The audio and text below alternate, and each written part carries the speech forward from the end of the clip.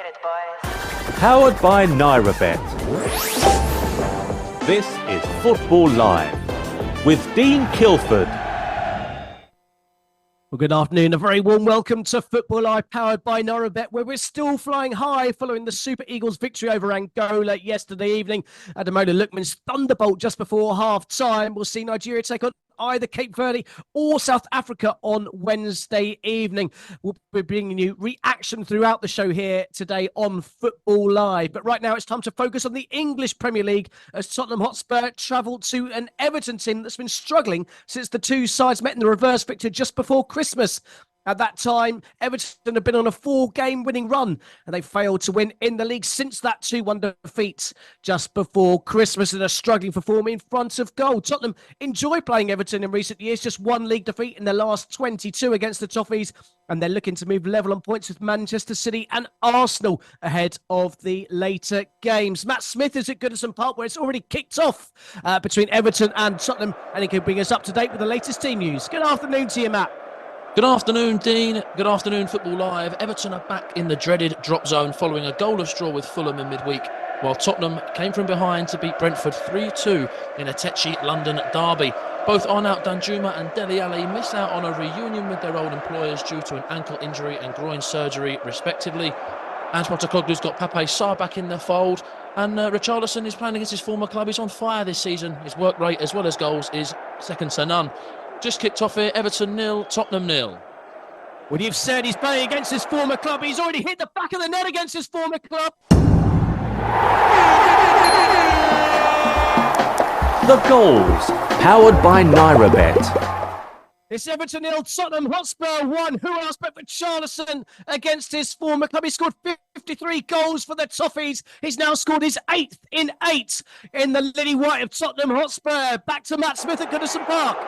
Goodness me, what a start. It's almost like I have my crystal ball out. It's a good bit of play from Tottenham down the left wing. Lots of intersecting passes.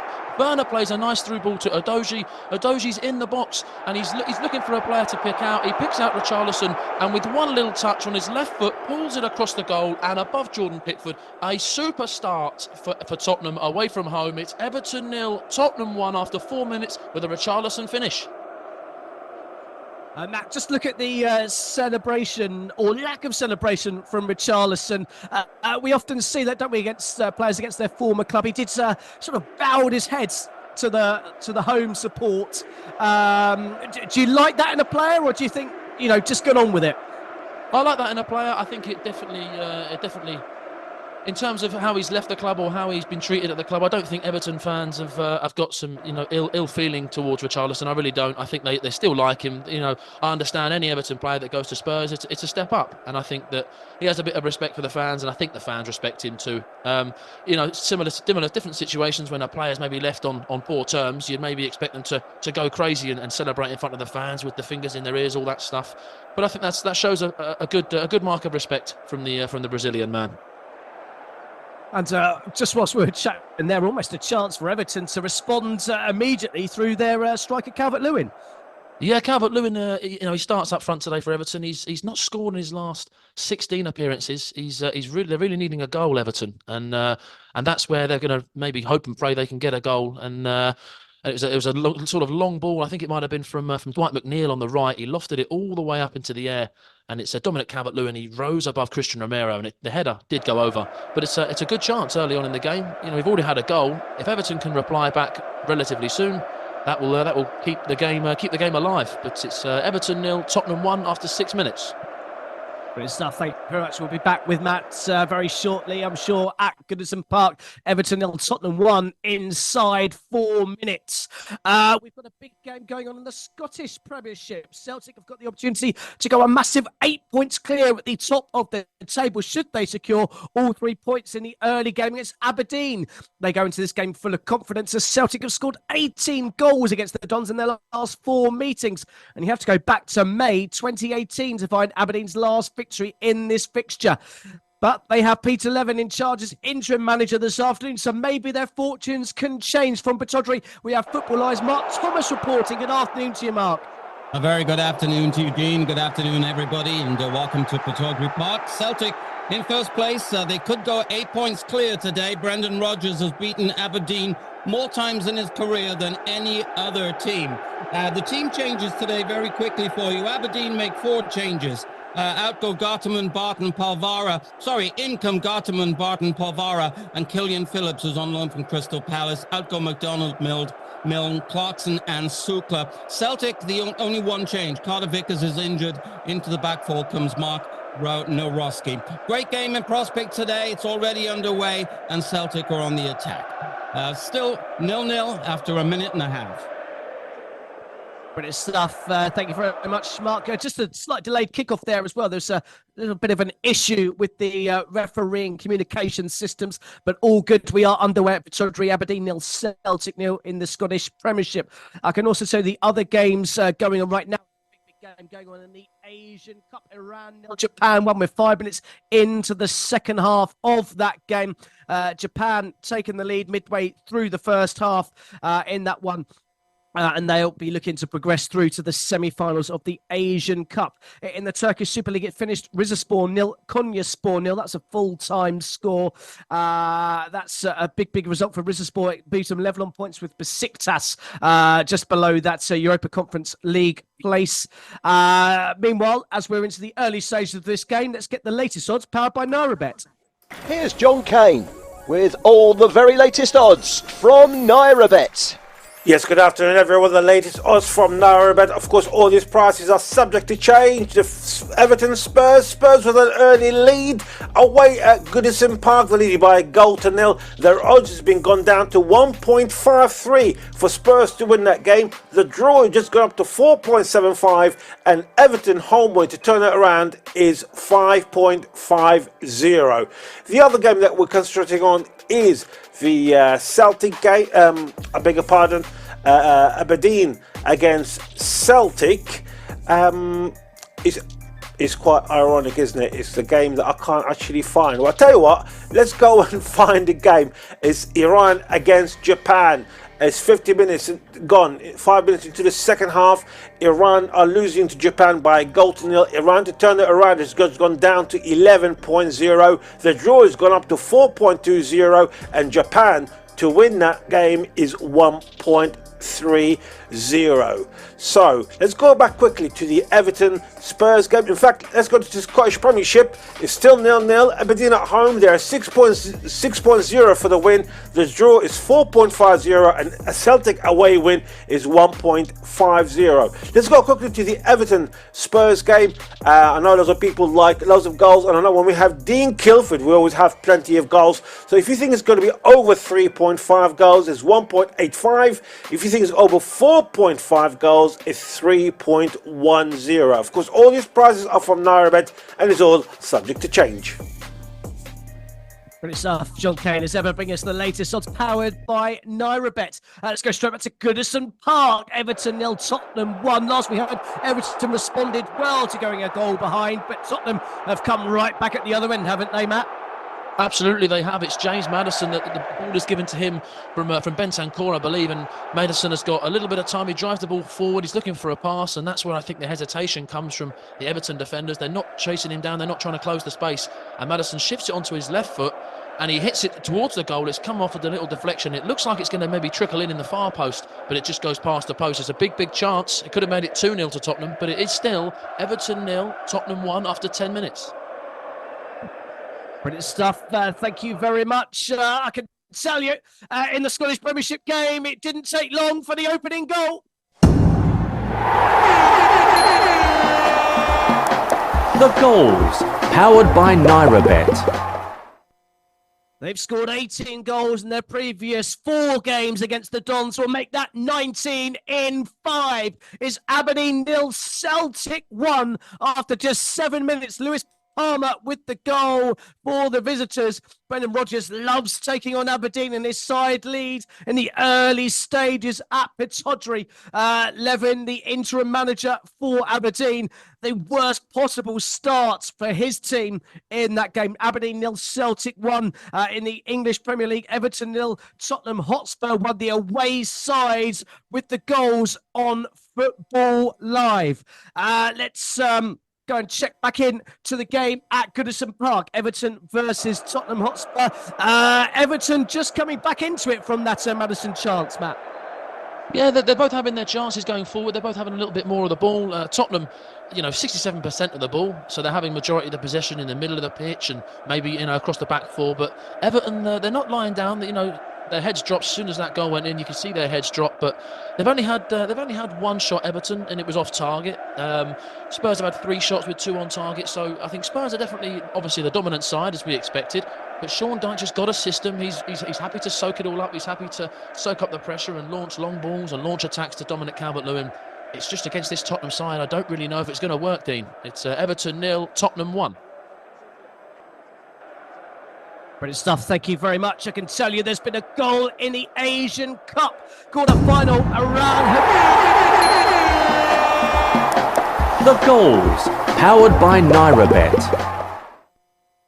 And it's Iran who have found the back of the net to level things up. It's Iran 1, Japan 1. Mahibi with the goal 10 minutes after the break to level things up after Morita's goal on the half-hour mark. So Iran 1, Japan 1. Everything level in that game. I can tell you in the Women's Super League in England, Aston Villa women have taken the lead against Bristol City women. A big game at the bottom of the table. There's a lengthy VAR check going on for that Celtic goal, by the way. Potential offside in the build-up. That's the current, so the play hasn't restarted there. It's been a good 2 or 3 minutes since the ball hit the back of the net, but the goal, as it stands, doesn't stand right now, if you catch my drift. Let's just bring you up to date with what else we've got going on later on the show. We've got reporters in Germany at the Merckstadion and Bollenfeldtor, where Darmstadt will take on league leaders by Leverkusen. In the Premier League, there's a tasty-looking fixture between the Seagulls and the Eagles from the Amex Stadium, a rivalry and hostility that dates back to 1976, and big beef between their managers, Terry Venables and Alan Munnery, former Tottenham Hotspur teammates, of course.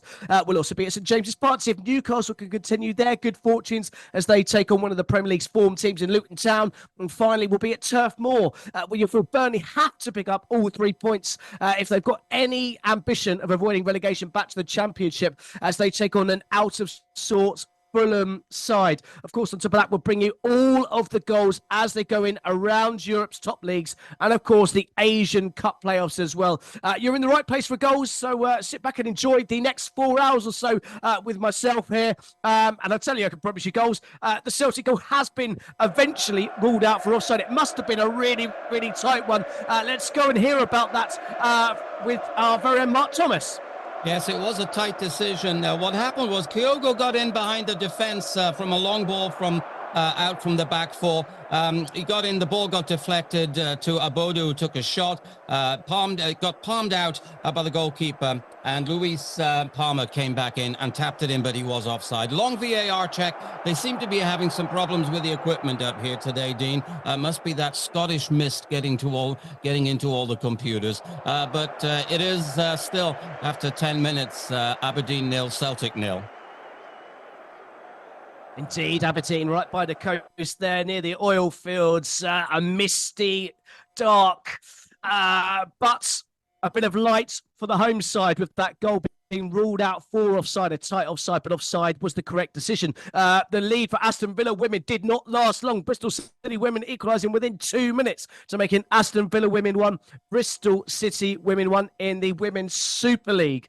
I can tell you it's still Iran 1, Japan 1 in the Asian Cup quarter-final. Let's go back to Goodison Park, Everton versus Tottenham, where Everton are particularly targeting Vicario from corners.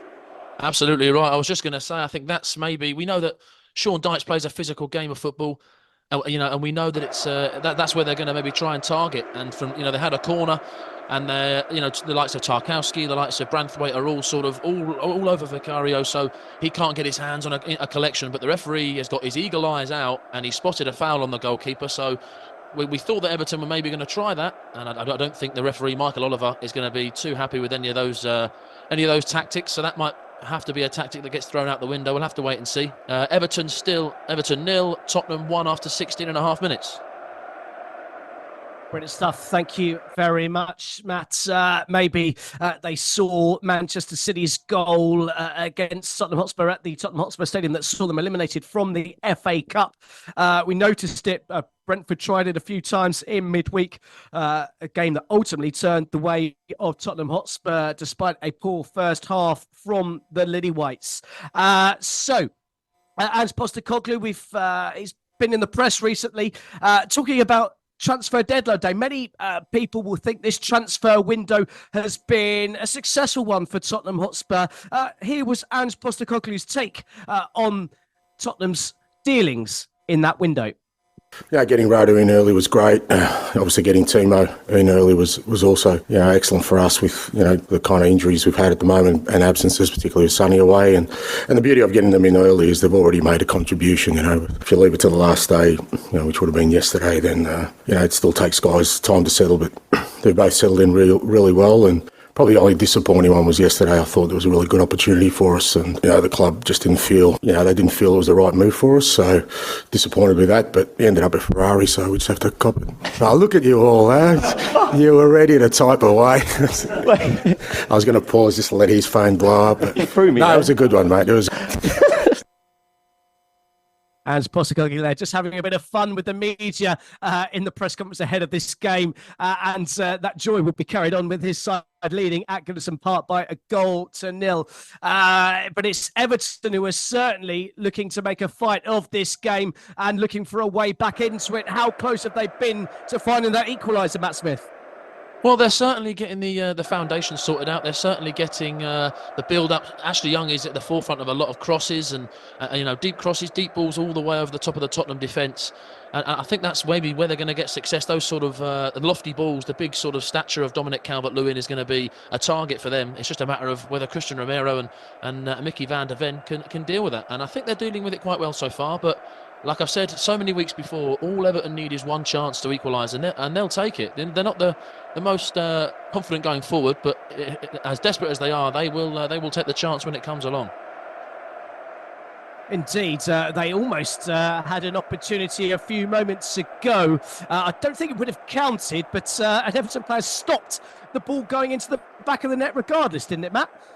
Yeah, absolutely. Yes. So again, it comes down to these little chances here and there. These little lapses of concentration where Michaelenko's just drifted offside. I think if that counts, or the referee or the linesman, doesn't put his flag up and he's onside, just those little margins here and there, Everton are definitely find an equaliser. It's just hoping that if you're Sean Dyche, you're looking at that thinking, well, this is lapses of concentration. It's my players being a little bit lazy, or in the other end being a little bit too confident, a little bit too eager to get a little an unfair advantage. But Everton are knocking on the door. 20 minutes in, it's Everton 0, Tottenham 1. Everton have not rolled over just yet. Indeed, thank you very much, Matt. It looks like they are definitely targeting those fullback areas for Tottenham Hotspur. Of course, we know Porro and Udogie are urged to push forward and help the midfield, and the spaces are being exploited by the Everton wingers, in particular the foot of Ashley Young, looking to get them in behind. Let's go and check back in to Scotland. Aberdeen versus Celtic. Celtic with the ball in the back of the net, but the goal offside. Have Aberdeen managed to regroup since we were last with you, Mark? No, not really. It's all Celtic all the time here. They've got 80% of the possession right now, and they're banging the ball about very comfortably. Palmer on the left-hand side is a huge problem. He's getting loose. No cover for him. And Alistair Johnson, the Canadian international, playing right back for Celtic, is very dangerous down the right-hand side as well. We just had the first foray for Aberdeen, actually, into the Celtic half. They didn't get anywhere near the box. They still haven't had a touch in that penalty box. We've got about 15 minutes gone here. It's still stalemate. Aberdeen 0, Celtic 0. Brilliant stuff. Thank you very much, Mark. So Aberdeen 0, Celtic 0, the Scottish Premiership. In the English Premier League, Everton 0, Tottenham Hotspur 1. In the England Women's Super League, Aston Villa Women 1, Bristol City Women 1. In the Asian Cup quarter-final, Iran 1, Japan 1. That was the score. There's been a third goal. The goals, powered by NairaBet. It was Japan that led coming into the break and to start the second half, but it's Iran who have turned this game on its head. It's Iran 2, Japan 1. A big, big goal that could see Iran through to the semi-finals of the Asian Cup. A big, big goal that is just being checked by VAR. So we will come back and confirm that goal as soon as we can here on Football Live. Meanwhile, there was a big opportunity for Tottenham Hotspur, or nearly a big opportunity for Tottenham Hotspur at Goodison Park. Yeah, it's Everton were trying to keep the ball, and fair enough to them. You've got to give them their credit. They're trying to keep the ball at the back, and it's Jared Branthwaite who has the ball. He tries to play it along the back four to James Tarkowski, his centre-back partner, and Richarlison is far too sharp, and he almost nicks it. He's maybe about an inch away. He does get a touch on the ball, but the pass does trickle through to Jordan Pickford, and I tell you now, if that pass had been intercepted properly by Richarlison, you'd put your money on him. You'd put your hat on Richarlison scoring that and getting a double.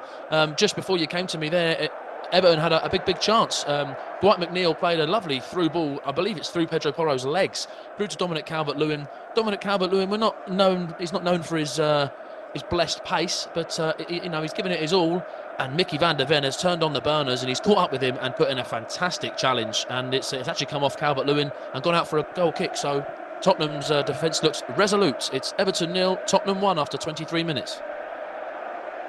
So thank you very much, Matt. Tottenham still leading, but Everton certainly are out of this game just yet. I can tell you that goal for Iran has been disallowed. It is still a goal apiece between Iran and Japan in the Asian Cup. We said that we would talk about the African Cup of Nations, a big results for the Super Eagles yesterday. We managed to catch up with Moses Simon, talking about that victory and what it means to his country. Actually, what's going through my mind is either I pass the ball to Victor or Ademola or I score. But at the moment, we don't need to be selfish. We just need to feed them and they score, and I'm really happy he utilized the chances. But the important thing I can say is we just want to win. We don't care who score, who don't score.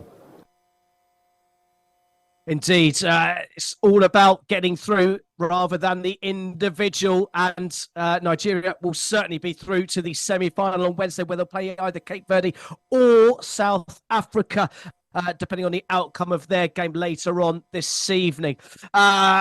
There's been a half chance for the visitors at Pittodrie, Aberdeen versus Celtic. Let's quickly join Mark Thomas. Yes, we had a header, came in from a corner, and Liam Scales jumped up just away from the near post. And he had tons of room, actually. Should have put it on target, but he put it just over the bar. It's all Celtic, as I said to you, they're looking to go 8 points clear of Rangers today with this win, and looking to continue that 23rd, 24th unbeaten game. Aberdeen can't get a grip on the ball. As I said to you before, it's one-way traffic here, and it's just still a shock that we haven't had any goals. It's Aberdeen 0, Celtic 0. Get involved in NairaBet Sunday Special and net yourself a free bet. Arsenal face Liverpool at the Emirates, and we are giving away a 100% matched free bet up to 1,000 Naira. Whether you back the Gunners or the Reds, even if your bet does not win, you will still be eligible for the free bet. All you need to do is log in to www.nairabet.com. Bet on Arsenal versus Liverpool. Receive your free bet to use on any sports or virtuals. The qualifier does place a bet on either the pre-match markets or in play. Full details can be found on our promotions page. Must be over 18, minimum odds of 1.5. Must be a real money bet. Cashed out bets do not qualify. General and free bet terms and conditions apply. Please gamble responsibly. Tomorrow on Football Live, we have some massive matches as the Premier League gets back into full swing. We start at Stamford Bridge. Chelsea's excellent recent home record will be put to the test by the in-form Wolverhampton Wanderers. At the Emirates, two genuine title contenders come together in the match of the weekend. Arsenal are at home to Liverpool. Manchester United welcome West Ham United to Old Trafford, and we also follow Nottingham Forest's fortunes as they travel to Bournemouth. We also have featured matches in the Bundesliga and La Liga. The winter break is officially over. The title race is hotting up, and Football Live will be bringing you all of the drama live and exclusive tomorrow afternoon right here on Brila FM.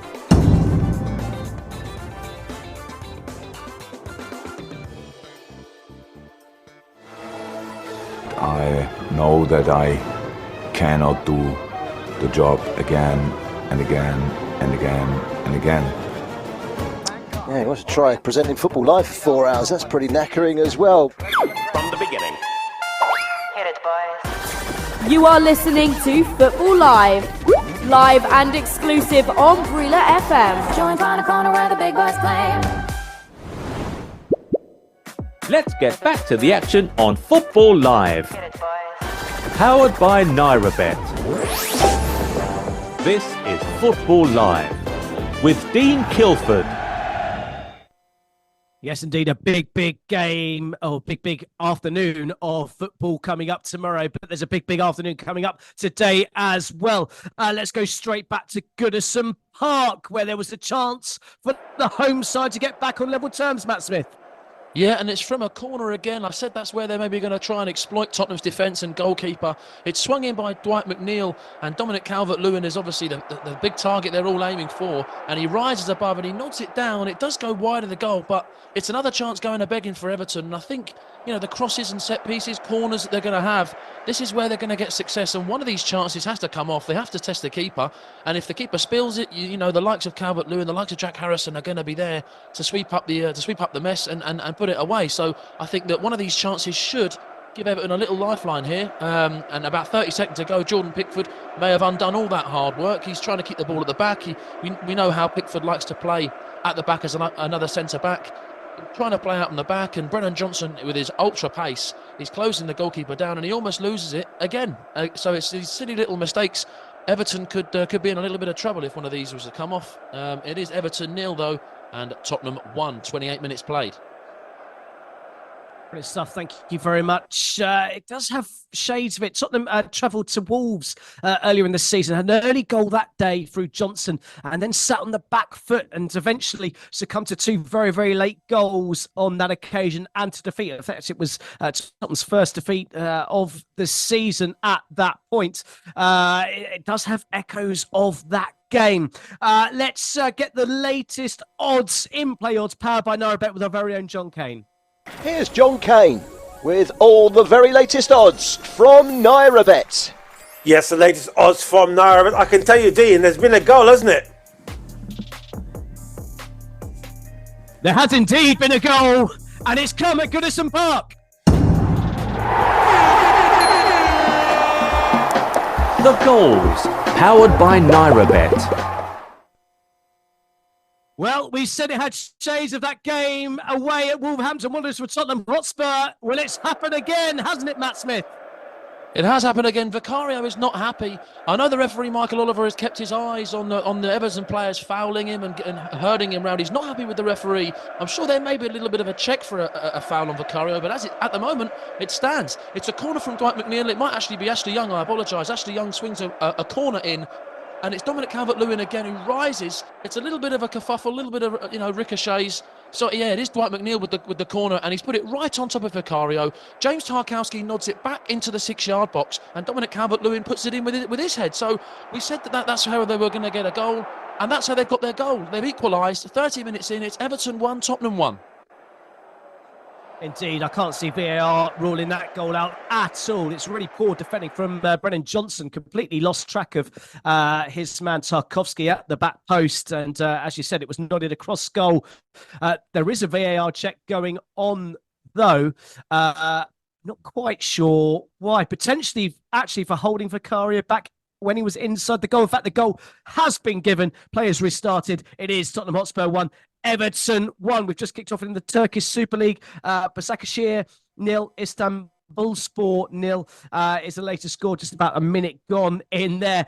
Now, we will get the latest odds powered by NairaBet with our very own John Kane. Here's John Kane with all the very latest odds from NairaBet. Yes, all the latest odds from NairaBet. Of course, all these prices are subject to change. I apologise for earlier. There was a goal. We have to go back to Dean Kilford. So So, Everton have just equalised after 31 minutes. It's Everton 1, Spurs 1. Everton's odds have gone down. There's 3.25 for the win. The draw has gone down to 3.0, and Spurs away win is 2.50. So Spurs are slightly favourites still to win that game. In the Scottish Premiership, 27 minutes gone. It's still 0-0 between Aberdeen and Celtic. Aberdeen has just gone up to 7.0. The draw has gone down to 4.20.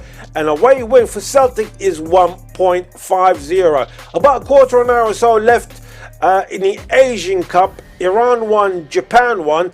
Iran are 5.25 for the win. Japan are 3.20 for the win. And the draw is 1.67. Of course, all these prizes are for 90 minutes only.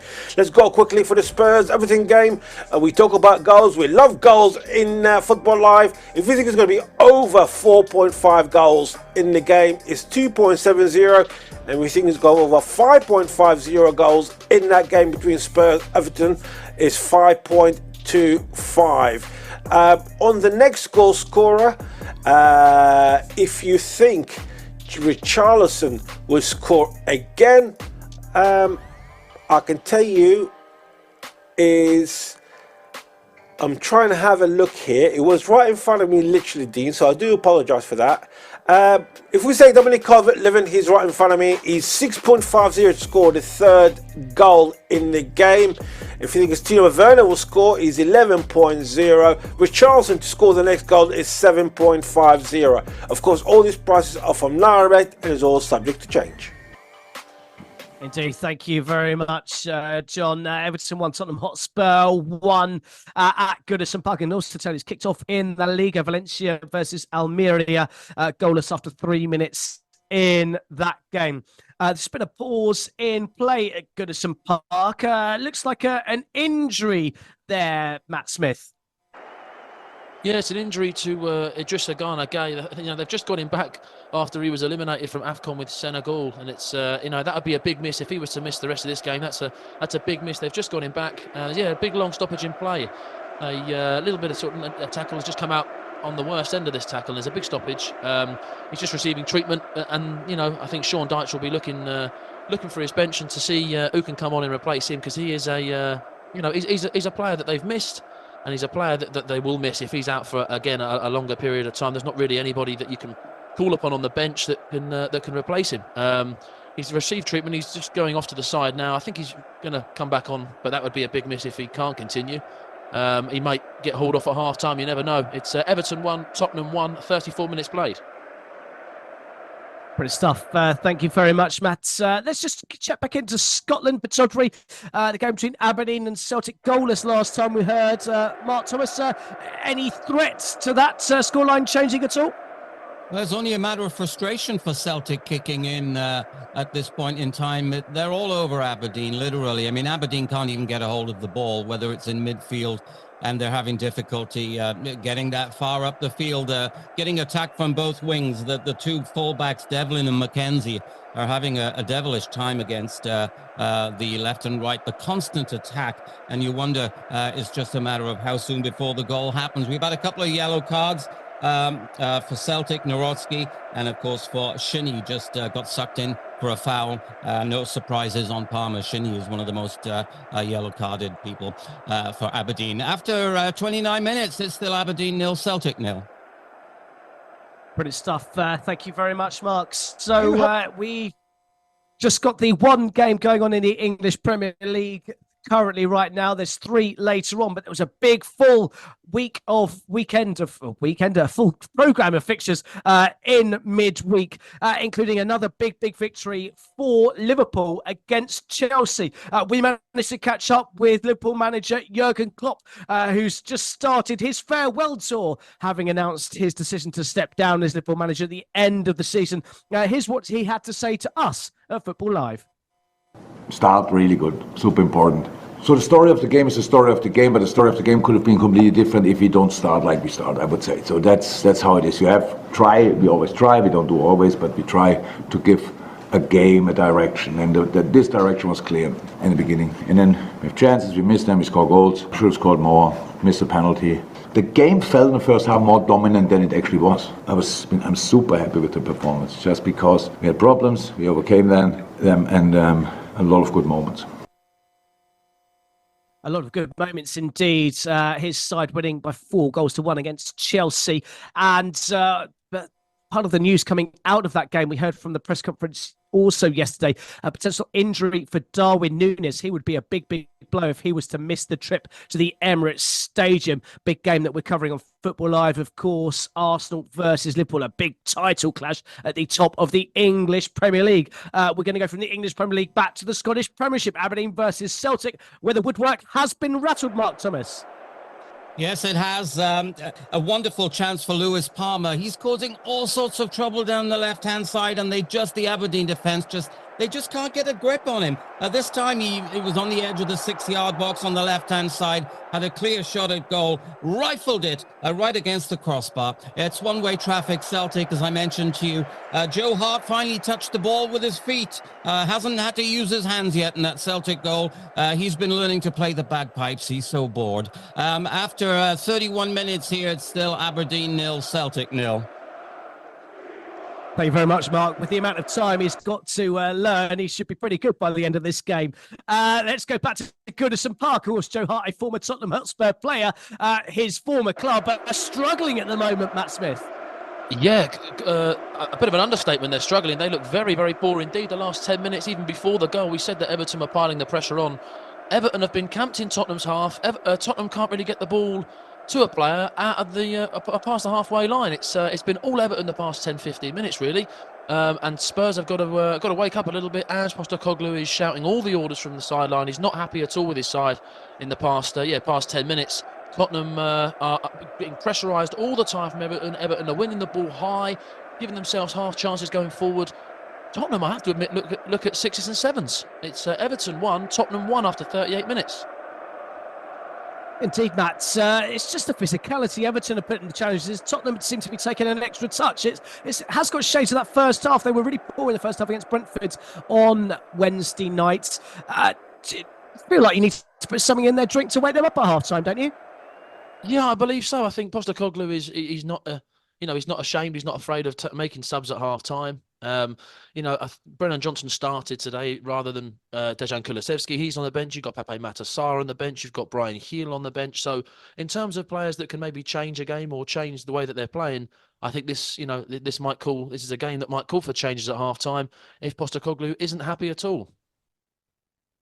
Indeed. Well, remains to be seen. We're about 6 minutes or so left to go in the first half of Goodison Park. Everton firmly on top, and they are level on terms thanks to that Dominic Calvin-Lewin goal. Everton 1, Tottenham Hotspur 1 is the latest score. Just a reminder that earlier when it finished in the Turkish Super League, Rizespor 0, Konyaspor 0. It's currently Başakşehir 0. Istanbulspor 0. About 9 minutes gone in that game. In the Asian Cup quarter-final, Iran 1, Japan 1. We're into the final 8 minutes of that game. Extra time looming in the English Premier League. As you just heard, Everton 1, Tottenham Hotspur 1. Matt Smith covering that for us on Football Live. In the English Women's Super League, Aston Villa Women 1, Bristol City Women 1 is a later score. About 4 minutes to the interval in that game. In the Scottish Premiership, we're a little bit further behind in that game due to those technical difficulties with the referee's communication equipment, but it's still Aberdeen 0, Celtic 0. Big point that would be for interim manager Peter Levin if that scoreline was to remain the same, although Celtic are completely dominant in that one. In the Liga, we're about 10 minutes in. Valencia 0, Almeria 0 is the latest score. And I can just tell you the ball has hit the back of the net at Goodison Park once more. The goals, powered by NairaBet. John Kane was searching and searching for the odds of Richarlison to get the next goal when we went to him, and he's got it.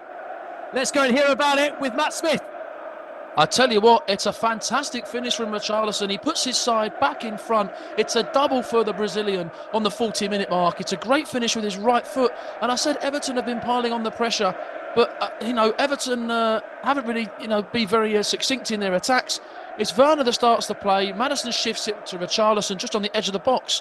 Maddison's got those, those nifty little feet that can shift it out of trouble, and Richarlison doesn't need to take a touch. It's almost similar to the Rashford finish midweek against Wolves. It's in the same sort of spot. Richarlison checks the spot he's going to hit it. He curls it right round, and Pickford's got absolutely no chance. It's a fantastic finish. It's Everton 1, Tottenham 2. It really was a picture-perfect goal from Richarlison on his former club. The first celebration, he bowed to the fans. This time, he tried to hide himself inside his shirt, didn't he, Matt? Yeah, he did. Again, I'm guessing it's a big mark of respect. He doesn't really want to antagonise his Everton fans, but he's got to do his job and he's got to score, and that's 2 he scored before half time. And it's 2 big goals that Ange Postecoglou will love. He'll be loving that. Everton have, like I said, piling the pressure on, but they didn't really get the reward. They got the reward, earlier with the Calvert-Lewin goal. They need to climb that mountain again. They find themselves 2-1 down. Just something off the ball there. Van der Ven and Ashley Young going head-to-head. Anything within that? Again, I think that's just frustration, I would guess, from Ashley Young's part. He's very experienced. I'm surprised he's getting involved in that, but he is one of those players that likes a little bit of a tussle, likes a little bit of afters. But Van der Ven is an absolute giant. So if I'm Ashley Young, I'm steering well clear from Mickey Van der Ven. He'd put me into Rose Ed in the next challenge, and I think that's what he's planning on doing, I would guess, before half time. Indeed. Well, Tottenham regaining the lead at Goodison Park. Everton 1, Tottenham Hotspur 2 is the latest score. We guarantee you goals on Football Live, and we do not disappoint. So just to bring you in of the latest scores elsewhere, just the final score to bring up to date was in the Turkish Super League. Başakşehir 0, Istanbulspor 0 was the latest score. Let's go back to Scotland. Aberdeen versus Celtic. We're about 5 minutes away from the interval there. Any signs of Aberdeen forcing an attack, if any type at all, Mark Thomas? No, it's pretty bad stuff. Pretty miserable day if you're an Aberdeen fan so far. They're very poor going forward. On the rare occasions where they do break over the halfway line and they do get in and around the centre circle, they just keep giving the ball away, or they kick the ball out to touch. They can't find the men. They cannot hold on to the ball. They're barely holding on defensively. Wonderful probing attacking from Celtic down both wings. What can I tell you? Lewis Palmer must be shaking his head in despair. How has he not scored yet? We've got about 37 minutes gone here, Dean. It's still Aberdeen 0, Celtic 0. Brilliant stuff. Thank you very much, Mark. Let's go back to Goodison Park just to see how Everton have responded to conceding that goal, Matt Smith. Yeah, Everton have responded quite well, quite positively. They've had, since the goal, Jack Harrison is, again, a key player going forward. Calvert-Lewin has received the ball off Jack Harrison about 10 seconds, 15 seconds to go, but the touch is a little bit loose and it runs through to Vicario. So, those little half chances, those little lapses of concentration from the striker and those forward players, that's the difference. I think, when Tottenham get half chances, they take them and they can keep it on target or score. It's still Everton 1, Tottenham 2 after 44 minutes. Brilliant stuff. Thank you very much, Matt. I'm sure I'll be back with you very, very shortly. I can tell you there's been a goal in the Liga. Valencia have taken the lead against Almeria. It's Valencia 1, Almeria 0. That's the latest score. 50 minutes gone in that game.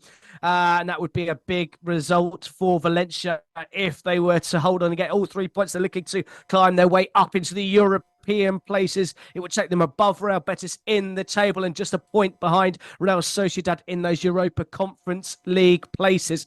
Coming up later on Football Live, we've got a big game, the A23 derby, if you will, between Crystal Palace and Brighton Hove Albion. And I can tell you, I'm going to pause for that as I think the ball has hit the back of it. No, it hasn't hit the back of the net. It's all scenes going on at Goodison Park. We thought the ball had hit the back of the net, but it didn't. We'll go and join Matt Smith and just see what exactly happened there. For a minute there, I thought the Everton players were going to wheel away in celebration once more. Yeah, it's another corner, another set piece from Everton. That's where we predicted they would get their success.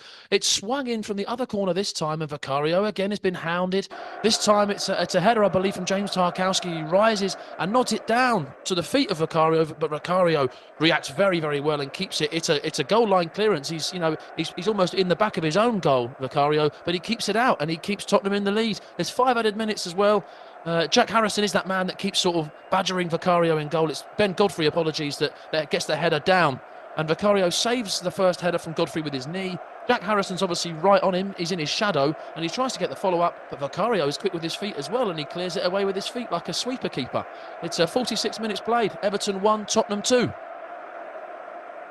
Indeed, it looks like Tottenham need to think about how they're going to defend these type of corners, seeing as every team seems to be planning that form of set piece against them whenever the ball is on the corner crescent. I can tell you that the latest odds powered by Narrowbet for Richarlison to score the 4th goal in this game will be 8.0. So if you fancy Richarlison to get a hat-trick with the next goal in this game, 8.0 would be the odds for them. Of course, those odds are subject to change, and Everton are very much on top as we go into the closing stages of 5 additional minutes at the end of this first half. We've played 2 of those already, but Everton have another corner. I can tell you that Hugo Duro was the man who scored the goal for Valencia against Almeria, as another corner causes all kinds of problems for that Tottenham back line. Let's go back to Matt Smith once more. Goodness me, if they're going to get a chance, Everton, I would bet a lot of money that it's going to come from a corner. It's another corner. This time it's James Maddison versus Jared Branthwaite in the box there, and it's a header, I believe, from Jack Harrison. I think Vicario's just jumped up above the Everton forward player and cleared it this time, but he's only cleared it maybe 6 yards out. Jared Branthwaite has just sort of swung a leg and he's hurt James Maddison in the process, but they're having most success from these corners and crosses and set pieces. Tottenham are going to have to deal with this. I don't know whether Ange Postecoglou is likely to go back to a back 3. Maybe Dragusan comes on. He's a big unit that can definitely defend well from corners and set pieces. But it's going to be interesting to see what happens at half-time, how they deal with this, because Everton have they've scored from a corner. They look like they're going to score again from a corner, Dean. It's Everton 1, Tottenham 2, 48 minutes played. Indeed. Thank you very much, Matt. So I can tell you that Everton have had 6 corners in this game already. Tottenham just the 1. Everton with 8 shots to Tottenham's 4, but just the 2 on target to Tottenham's 3. Scoreline note, the important one, Everton 1, Tottenham Hotspur 2, as we're into the 4th minute of added time, 5 a minimum to be played at Goodison Park. I was mentioning just before we thought the ball had hit the back of the net at Goodison Park about the big A23 derby between Brighton and Crystal Palace, a derby that kicked off way back in the 1976-77 season. Heated rivalry between 2 former Tottenham players and managers at the time, Terry Venables and Alan Mullery. That hatred has fueled years of rivalry between these 2 clubs. The Seagulls emblem, which is donned on the badge of Brighton Hove Albion, came just a couple of years after that fixture in response to the Crystal Palace Eagles emblem that they proudly wear on their badge. Let's hear from Roberto De Zerbi, the Brighton manager, who had these words to say about Roy Hodgson, his counterpart in charge of Crystal Palace. I have a big respect for Roy. We spoke a lot before the game in Palace Stadium. It was an honor for me because I'm younger than Roy, and he's an example for me and for the other young coaches. No, I can't reach his age on the bench. He's a great football man. We spoke a lot on languages. The difficult of languages, Italian for him and English for me. And it was very nice meeting. Respects between the 2 sides, or the 2 managers, indeed, a far cry from where this rivalry started back in 1976. I can tell the half-time whistle has gone at Goodison Park. Everton 1, Tottenham Hotspur 2. But blimey O'Reilly, were Everton so close to getting an equaliser just before the break, Matt Smith. Yes, goodness me, it was piling on the pressure, and Calvert-Lewin has been at the centre of all of those. Jack Harrison's been at the centre of a few crosses. Ashley Young, the experienced winger, has been crossing everything and really putting pressure on Vicario. But it is Everton 1, Tottenham 2 at half-time. It's Richarlison was in the spotlight before this game, and he opened the scoring just after 4 minutes. Destiny Udogie found himself in the Everton box looking for an option. Richarlison popped up and he swept the ball with his left foot over Pickford and into the roof of the net. Everton were piling their pressure on Vicario from corners, and they took advantage of one of their chances. McNeil swung a corner in, James Tarkowski nodded it back into the 6-yard box, and Dominic Calvert-Lewin gobbled that chance up to equalise and score his first goal in 17 appearances. Everton were the more dominant of the two sides after equalising, but it was Tottenham that retook the lead.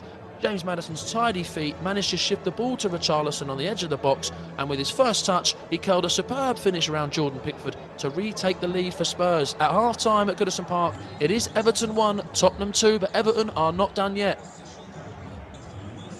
We'll be back with Matt Smith for all of the action of the second half from Goodison Park. It's currently Everton 1, Tottenham Hotspur 2.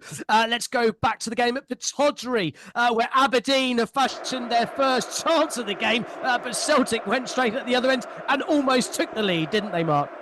Yes, they did, absolutely, Dean. We had a through ball which kind of shocked Joe Hart that he was forced into coming off his line and making a save. He tried to intercept the ball. Miofsky was closing in. He dropped the ball and then, had to kick it out. I think he was in shock that there was an attack coming from Aberdeen. Since then, Bernardo has hit the bar. Palmer helped the ball into the ball. He's been causing chaos down the left-hand side. I may have mentioned that once or twice. Kyogo was in on it as well. It sort of bobbled around, came out of Bernardo. He hit the bar when he should have scored. Celtic are having tons of chances. They just haven't put one in the net, and they must feel frustrated. And Brendan Rodgers, I'm sure, will tell his players to keep going with it.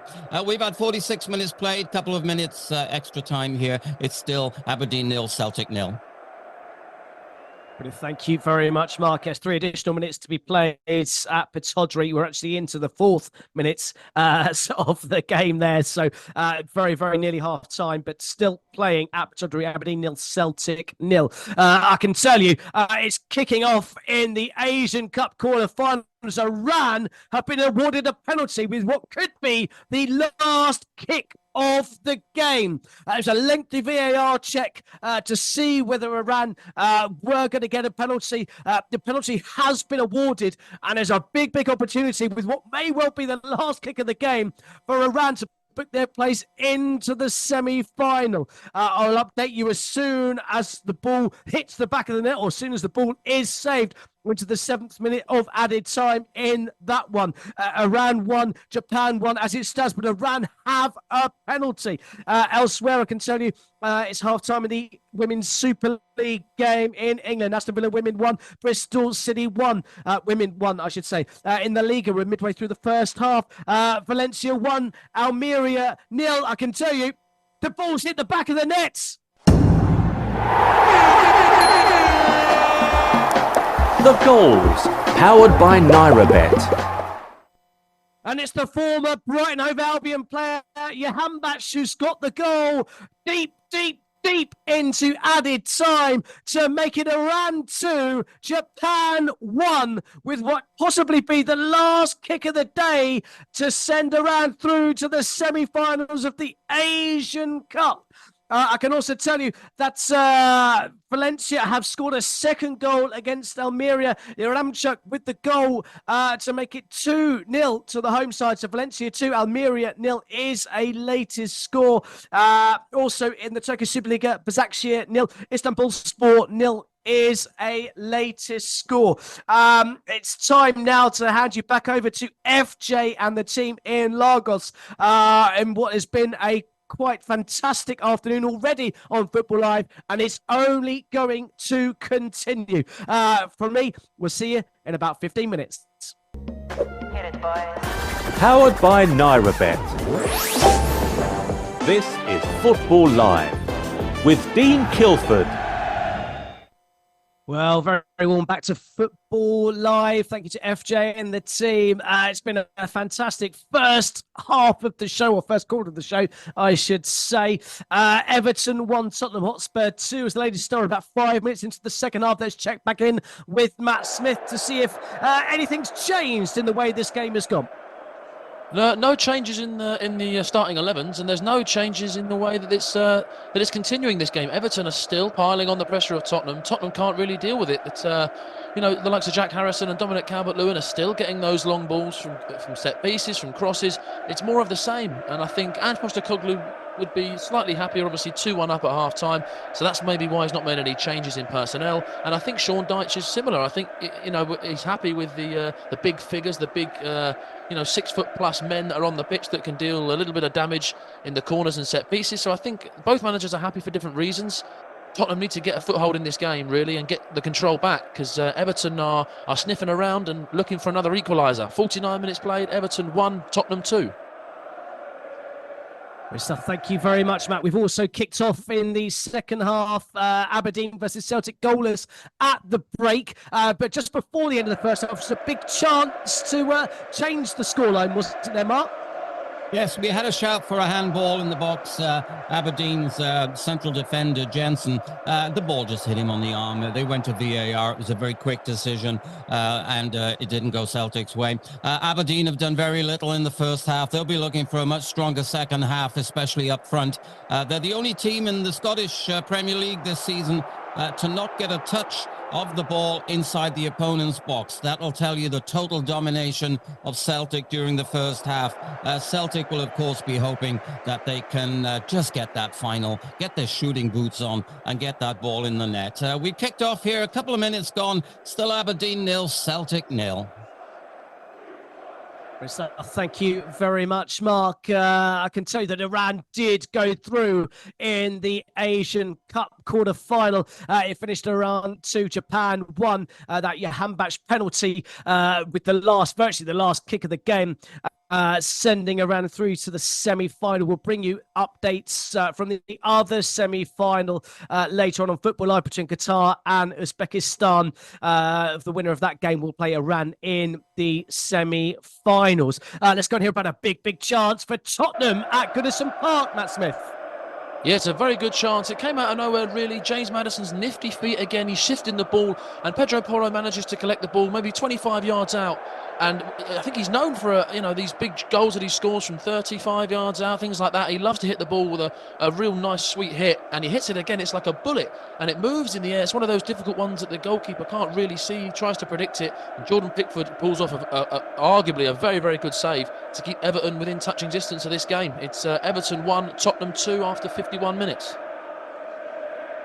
Indeed, it was a similar position to the goal he scored in the FA Cup game against Burnley a few weeks ago, albeit that is his only goal in the Tottenham Hotspur shirt, despite the many shots he has from the edge of the area. I can tell you it's nearly half-time in the Turkish Superliga. Başakşehir have taken the lead against Istanbulspor. They lead by a goal to nil. Piatek with the goal 10 minutes from the break to give the home side the lead there. I can also tell you that the deadlock has been broken in Scotland. The goals, powered by NairaBet.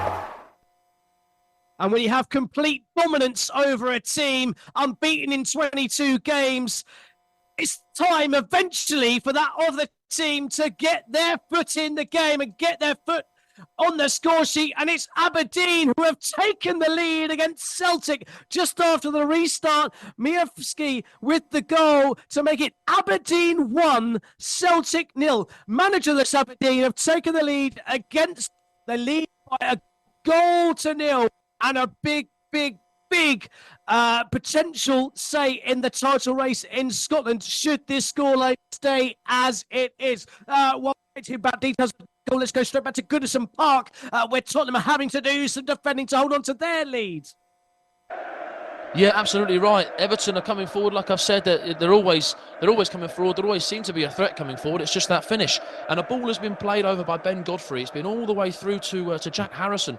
And Jack Harrison is almost one-on-one with the keeper, you'd say. But Mickey van der Ven, out of nowhere, has got blistering pace. He catches up with the Everton man and puts in another fantastic tackle. It's as good as a goal. I'm telling you now, Mickey van der Ven has kept this game 2-1 to Tottenham. It's Everton 1, Tottenham 2. Brilliant stuff. Thank you very much, Matt Smith. Still Everton 1, Tottenham 2. Let's go and hear about that opening goal for Aberdeen, their first shot of the game. Unbelievable stuff here, really. A couple of minutes into the second half, a through ball. Miovski picked it up. He was about 10 yards outside the goal area. It was 1-on-1, him and Narowski, and he beat him comfortably. He cut in on his left-hand foot, and he put in a very, very sweet shot inside the left-hand side. Joe Hart couldn't get close to it. Much against the run of play. 50 minutes gone here, and it is the home team. The Dons are 1-up against the Hoops. Aberdeen 1, Celtic 0. Indeed, and Aberdeen have been jumping through hoops to get that goal, and eventually they've got a lead against Celtic. Can they hold on for the remaining 40 minutes or so of this game? It's time now to check in with John Kane once more to get the latest odds powered by NairaBet. Here's John Kane with all the very latest odds from NairaBet. Yes, all the latest odds from NairaBet. Of course, all these prices are subject to change. 53 minutes gone in the Premier League. It's Everton 1, Spurs 2. Everton are 8.0 to turn it around. The draw has gone down to 4.0. And away win for Spurs, who are leading by 2-1, is 1.50. The Scottish Premiership, 51 minutes gone. You just heard Aberdeen 1, Celtic 0.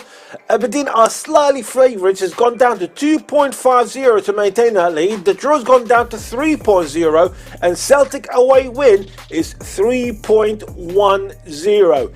Valencia against Almeria at half-time. It's Valencia 2, Almeria 0 in La Liga. It's more or less suspended for Valencia to win that game. The draw, if you fancy it, is 13.0, and Almeria to turn it around are 41.0. If you look at the Everton-Spurs game, if you're looking for Richarlison to score the next goal, so the fourth goal to be scored by Richarlison, he is on... I always seem to miss it, Dean. I don't know why. It's always in front of me and it's always disappeared. So I can't give you that. I'll give you Jack Harrison. He's 9.0 to score the next goal. James Maddison, if you fancy him, he's 12.0. And I found Richarlison to score the next goal, the fourth goal in this game. He is 9.0. So all these odds are from NairaBet and it's all subject to change. Brilliant stuff. Thank you very much, John Kane. As always, give us the latest odds powered by NairaBet. Let's go back to Goodison Park, where Richarlison was down for a very long time, but Tottenham almost increased their lead, Matt Smith. Yeah, absolutely right. Richarlison was down for a number of minutes. I think, just a follow-on from a chance. I think maybe one of the Everton defenders has almost rolled Richarlison's ankle for him, and he was down receiving some treatment. I think he was hobbling around for a couple of minutes after, but he's back to fighting fit. And Spurs, yes, had a big chance. Brennan Johnson found himself with acres of space down the right wing, and he gunned down the right wing. He squared it all the way across to an oncoming Timo Werner. But I have to say, another top bit of defending, this time from Ben Godfrey, who just gets the right side of Timo Werner and kicks the ball out for a corner, or slides in and kicks the ball out for a corner. And Timo Werner picks up a little knock, who he's hobbling around as well on the aftermath of that tackle. So good bits of defending on both ends. It's Everton 1, Tottenham 2. Thank you very much for that update. Tottenham Hotspur still with the lead at Goodison Park and maybe have just weathered that early second half pressure from the Toffees and are maybe now looking to increase their lead in this game. And it's half-time in the Turkish Superliga. Half-time score is Başakşehir 1, Istanbulspor 0. That goal 10 minutes before the break by Biatic separating the two sides in the Turkish Super League. It's still going on in La Liga. We're into the fourth minute of added time. Valencia 2, Almeria 0. Is the latest score. Hugo Duro opened the scoring after 15 minutes for the home side. Yarmouk with the second goal midway through the first half. Valencia looking poised to close the gap on those European places. Let's go straight back to Goodison Park, where Tottenham are really starting to turn the screw, aren't they, Matt Smith? They really are now. They're fed up with just having to sit back and soak up the pressure from Everton. They're giving Everton a bit of pressure themselves. Ben Godfrey has cleared the ball from across, and it's only James Maddison really that's available. He's picked up the ball on the edge of the box, and he's rifled a left foot shot on his weaker foot towards Jordan Pickford and forces another good save from the England goalkeeper. Tottenham knocking on the door now for their third. It's Everton 1, Tottenham 2 after 58 minutes. Great stuff. Thank you very much, Matt. Let's go and see how Celtic have responded to conceding that shot goal, Mark Thomas. Well, shocked is the word. They look absolutely shell-shocked by what happened, having had so much of the run of play in the first half, 13 shots on target, and bang, all of a sudden, you're 1-0 down. Aberdeen are coming into the game. Celtic definitely look rattled. We just had a yellow card from McGrath of Aberdeen for a bad foul. Barron had a wonderful free kick, which Joe Hart punched out before he could get to anybody. Miovski's looking dangerous. It's hard to tell. Celtic, you know, you can't never count them out. But after 55 minutes, the scoreline still Aberdeen 1, Celtic 0. Thank you very much, Mark. Straight back to Goodison Park. We've had the first card of the game for Ben Godfrey. Yeah, and I can understand why. It's out of pure frustration. Ben Godfrey's gunning down the right wing, getting himself forward as we like to see those fullbacks do in modern day football. And you know, he's tried to cross it in. It has, I think, come off Mickey van der Ven. And the referee's given a goal kick, and he's gone absolutely ballistic as Ben Godfrey at the assistant, the linesman. And Michael Oliver, the referee, says, I'm not having that, you're getting booked straight away. And when I tell you Ben Godfrey was furious, his face was bright red and his veins were bulging. And I'll be honest with you, he's got every right. I haven't seen a replay of it yet, but it did look like it bounced off Van der Ven, even though a goal kick was given. But it's Everton 1, Tottenham 2, 60 minutes played, and Godfrey on a yellow now. Yeah, I do think the assistant may have got that decision wrong, but you cannot justify the reaction from Ben Godfrey. Red-faced is putting an understatement on that one, Matt. It looked like the kettle was not just going to boil, it was going to explode. Such was the steam coming out of his ears. I can tell you in the Women's Super League, Aston Villa women have retaken the lead against Bristol City women. It's Aston Villa women 2, Bristol City women 1. 15 minutes into the second half in that game. We're still playing in the Liga. We're into the 7th minute of added time. Valencia 2, Almeria 0 is a latest score. Let's go back to Scotland, though, where Aberdeen have turned this game on its head, haven't they, Mark? Absolutely topsy-turvy stuff here. Aberdeen, they've got their tails up now. Celtic are in danger of losing for the first time in 24 games in all competitions. Aberdeen piling on the pressure. Celtic, as I said, you know, they don't look the team they did in the first half. Aberdeen coming through the middle. We just had a Gomez scramble. Couple of shots deflected away. Killian Phillips on loan from Crystal Palace is causing all sorts of danger with runs into the box. We played 57 minutes. Aberdeen on the front foot. Celtic trying to get back into the game. It's still 1-0 to Aberdeen. Brilliant stuff. Thank you very much, Mark. Of course, we've been talking about the Asian Cup as Iran have beaten Japan whilst we've been on air this afternoon. But we must obviously turn our attention to the African Cup of Nations. The Super Eagles getting victory over Angola last night. That's Ademola Lookman goal, the difference between the two sides. That's unsurprisingly the latest odds on the African Cup of Nations winner for 2024, powered by NairaBet. Nigeria are now the favourites, 2.38 for Nigeria to go on and lift the famous trophy. Ivory Coast, second favourites at 4.00. Then come Mali and Congo on 7.00, and South Africa and Cape Verde at 12.00 each. Of course, both the winner of that game. In fact, Cape Verde have gone out to 13.00. Those teams play later on today for the right to play Nigeria on Wednesday evening. We'll bring you up to date goals or chances as they go in from the other Asian Cup quarterfinal taking place today as well, as soon as that game kicks off at about 4:30 this afternoon. I can tell the halftime whistle has now gone. Valencia 2, Almeria 1. We're talking about the African Cup of Nations. We're talking about that Nigerian victory last night. We also caught up with Jose Pesero and get his reaction on that big victory for the Super Eagles. First, was the team create more chance against us until now? At least two, I think, in the first corner. After that ball was touching the post. This represented the quality of this team. Angola didn't reach the quarters final por milagre or something, or lucky, but because it's a good team. One time more, our team didn't concede goal. One time more, score one. I would like score more. I think you create more chances. In the first half, you dominate and control the opponent. In the second half, you could create more in counter-attack because Angola try to put more people more players in the front, more players, more attackers. But in the final, congratulations for my players. I'm happy. My players deserve, and congratulations for the Angola. They did a fantastic tournament.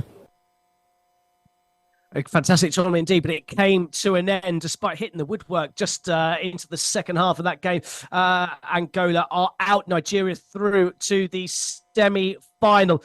Speaking about the African Cup of Nations, one player who has returned to Tottenham following his country's exit from the competition is Pep Maté Sarr. He's made his introduction onto the pitch along with a couple of other players, Matt Smith. Yeah, absolutely. Pape Sarr has come on for Bentancur. A steady performance from Rodrigo Bentancur. I think it's just a matter of getting Pape Sarr back to match fitness now, or a little bit of time on the field. It's the 64th minute, so he's getting a good half an hour. And Brennan Johnson's come off, and Kulusevski has entered the field of play. We thought that change might come at half time if it had stayed 1-1. But Tottenham obviously went into the break ahead, and I think Postecoglou just delayed that substitution a little bit. A lot of people thought that Kulusevski maybe kept his spot from midweek, but Brennan Johnson scored a goal against Brentford, so he got the start. So Kulusevski on, Pape Maté Sarr is on, Bentancur off, Brennan Johnson off. See if that changes anything. Everton 1, Tottenham 2. Brilliant stuff. Thank you very much, Mark. So Tottenham still leading at Goodison Park by 2-1. And they do have a breakthrough on goal as I speak. But Ben Godfrey comes across to cover that potential breakthrough on goal. So still Everton just in this game. There's been a second goal, though, in Scotland. The goals, powered by NairaBet. They had a goal ruled off for offside in the first half. They have now found the back of the net, and this one will count. It's Aberdeen 1, Celtic 1 is the latest score from Goodison Park. So Celtic, they were only behind for a matter of minutes, 12 to be exact, and they found the back of the net. We'll hear about that goal very, very shortly, but you are listening to Football Live. Get involved in NairaBet Sunday Special and net yourself a free bet. Arsenal face Liverpool at the Emirates, and we are giving away a 100% matched free bet up to 1,000 Naira. Whether you back the Gunners or the Reds, even if your bet does not win, you will still be eligible for the free bet. All you need to do is log in to www.nairabet.com, bet on Arsenal versus Liverpool, receive your free bet to use on any sports or virtuals. The qualifier does place a bet on either the pre-match markets or in play. Full details can be found on our promotions page. Must be over 18, minimum odds of 1.5. Must be a real money bet. Cashed out bets do not qualify. General and free bet terms and conditions apply. Please gamble responsibly. Tomorrow on Football Live, we have some massive matches as the Premier League gets back into full swing. We start at Stamford Bridge. Chelsea's excellent recent home record will be put to the test by the in-form Wolverhampton Wanderers. At the Emirates, two genuine title contenders come together in the match of the weekend. Arsenal are at home to Liverpool. Manchester United welcome West Ham United to Old Trafford, and we also follow Nottingham Forest's fortunes as they travel to Bournemouth. We also have featured matches in the Bundesliga and La Liga. The winter break is officially over. The title race is hotting up, and Football Live will be bringing you all of the drama live and exclusive tomorrow afternoon right here on Brila FM.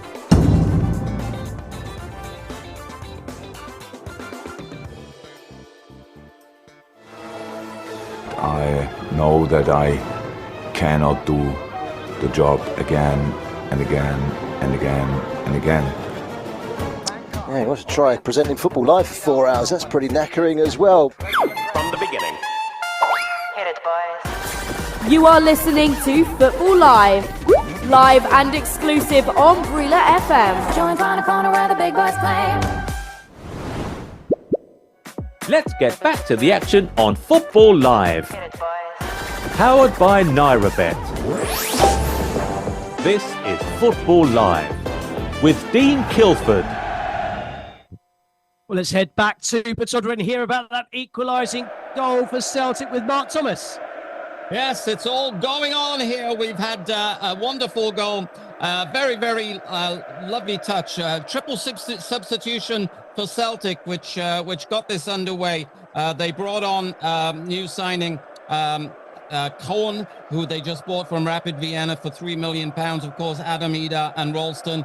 And we had the situation where Kuhn went in on goal right from a deflected shot after Riley had put him through into the box. The shot was deflected off an Aberdeen defender and sort of crawled past the goalkeeper. Roos had no chance to pick it out. It was in the back of the net. Celtic now coming back into the game. We've got the rain kicking down here. But it should be a wonderful last 25 minutes. After 64 minutes, it's 1-1.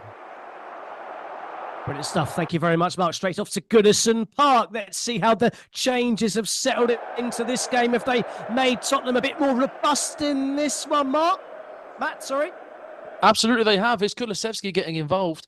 He came off of Brennan Johnson around 5-6 minutes ago, and he's created a little chance here.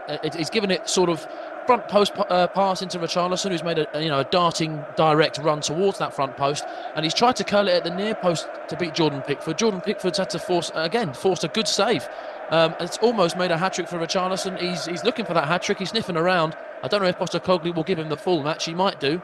He's only got Dane Scarlett on the bench as a forward player. Maybe he puts Werner up top and gives Richarlison a break. But Tottenham are still sniffing for their third. Pape Matar is a bundle of energy in the midfield. That gives them something else. He's been a great help. So, like you say, the two subs that have come on are helping Tottenham's case out big time. Everton 1, Tottenham 2 after 70 minutes. Good stuff. Thank you very much, Matt. 20 minutes for Everton to try and find an equaliser and stop this poor run of form that they are on. Let's go straight back to Pittodrie. Celtic equalised last time we heard, and they almost turned it around, Mark Thomas. Yes, Celtic, they've got a new lease of life. O'Reilly has just gone through and hit the post as he went through on the goalkeeper's left-hand side. And then we had Aberdeen. They've just come right back. A through ball. I'm watching the replay back here. Joe Hart came out and just got his hand to it to stop the first attempt. It rebounded to another Aberdeen player, and he shot it wildly over the bar. This is end-to-end stuff now. Could go either way, but we have a great game. 66 minutes gone here, Dean. Aberdeen 1, Celtic 1.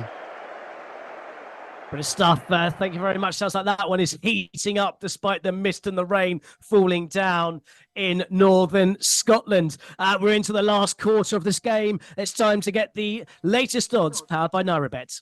Here's John Kane with all the very latest odds from NairaBet. Yes, just under 20 minutes to go, plus stoppage time in the English Premier League. It's Everton 1, Spurs 2. Everton has just gone up to 17.0 to turn it around in this game. The draw has also gone up to 4.75. And Tottenham, to win that game, and they are leading by 2-1, has just gone down to 1.29. In the Scottish Premiership, in fact,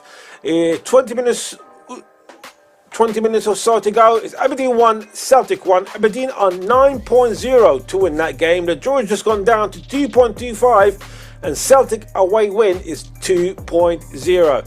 In Spanish La Liga, it's half-time between Valencia and Almeria. The home team are leading by 2-1. It's more or less suspended for Valencia. The draw has just gone down to 15.0, and also it's gone down to Almeria to win that game to 41.0. As we're looking for players, I know Dean has mentioned Richarlison. So Richarlison, and the player that always struggled to find who will what's the odds on scoring next. And again, I can't find him. In fact, he is 9.50 to score the fourth goal in this game. He's 9.50 to score the next goal in this game. Other odds could be James Tarkowski. He's 29.0. Dejan Kulusevski just come on, he's 17.0. James Maddison is 13.0. Jack Harrison is 12.0. Of course, all these prices are from NairaBet and is all subject to change. Brilliant stuff. Thank you very much. As always, John, the latest was powered by NairaBet. Of course, they're subject to change. They're talking about Richarlison potentially getting a goal. He's just off the side of the pitch at the moment, nursing a bit of a head injury, got a bit of an elbow to the back of his head. Sean Dyche wasn't happy about the stop in play, though. A few minutes killed out of this game by Richarlison and Tottenham Hotspur as Everton and Sean Dyche look to get themselves back on level terms. Let's go back to Pittodrie, where Aberdeen are making a fist of it in this second half. Yes, they are. We just had a very interesting thing here. It's absolutely end-to-end stuff, by the way, Dean. We got a cracker of a match on our hands here in Scotland. Conor Barron, he let rip a stinger from about 30 yards out. Joe Hart did very well. Couldn't catch it the first time, but caught the ball when it came down. It's a scintillating, fascinating game. Both teams are absolutely going for it now, taking no prisoners. We've got nearly 70 minutes played here, Dean. It is still 1-1. Brilliant stuff. Thank you very much. Let's go and just check back in with Matt Smith and hear about that injury to Richarlison. Yeah, it's a nasty one. James Tarkowski's gone up for a header with the Brazilian, and it's no intent, but he's maybe clobbered him with an elbow from behind, and Richarlison's gone down. A lot of the Tottenham players were asking the referee, "Oh, that's got to be a VAR check," but I don't think so. It's not intentional. Just as you've come to me there, Seamus Coleman has come on the field of play for an injured Ben Godfrey, who hobbles off the pitch. So Seamus Coleman is back in at right back. He's been given the captain's armband straight away. 74 minutes played. Everton 1, Tottenham 2. Brilliant stuff. Thank you very much. Still 2-1 to the visitors. The fourth goal in the English Women's Super League, and Bristol City have equalised for a second time in that game. Claire Jones with the equaliser. Carrie Jones, I should say, with the equaliser for Bristol City Women to make it Aston Villa Women 2, Bristol City Women 2. We've kicked off in Serie A. 2 games currently underway. Empoli versus Genoa and Udinese versus Monza. Both games goalless after about 7 minutes in those respective games. We're coming up very, very shortly to our featured game in the Bundesliga. Darmstadt versus Bayer Leverkusen is the game that we are covering on Football Live. Also Bayern Munich taking on Borussia Mönchengladbach, who Bayer Leverkusen last weekend. We've also got Augsburg, Freiburg versus Stuttgart, and Mainz versus Werder Bremen. Let's go back to Pittodrie. We've got a big chance for the home side to retake the lead. Oh, can you believe it, Mark? It's unbelievable stuff here. The fans are loving it, Dean. Glorious chance for Aberdeen. Miovski was put through right down the middle. Joe Hart came out of his box like a flash, to be honest. Did a wonderful smother and saved the day because everybody thought the ball was going to be in the back of the net. Celtic have come back. It's going one way, it's going the other. My neck is hurting from this game. It's end-to-end stuff. It's scintillating. It is what you want to watch on a Saturday. It's a wonderful game. Aberdeen won, Celtic won after 72 minutes. Brilliant stuff. Thank you very much, Mark. I feel like you're in an umpire's chair sitting right at the top of the stand at Pittodrie watching this one with a bird's eye view. So Aberdeen 1, Celtic 1, the latest score as it stands. Just a reminder of the full-time scores from earlier on in the Turkish Super League. It finished Rizespor 0, Konyaspor 0. Point for Rizespor sees them come to within a point of Besiktas in the chase for the Europa Conference League places. In the Asian Cup, it finished Iran 2, Japan 1, a penalty with the last kick of the game from Jahan Bash sent Iran through to the semi-finals of the Asian Cup.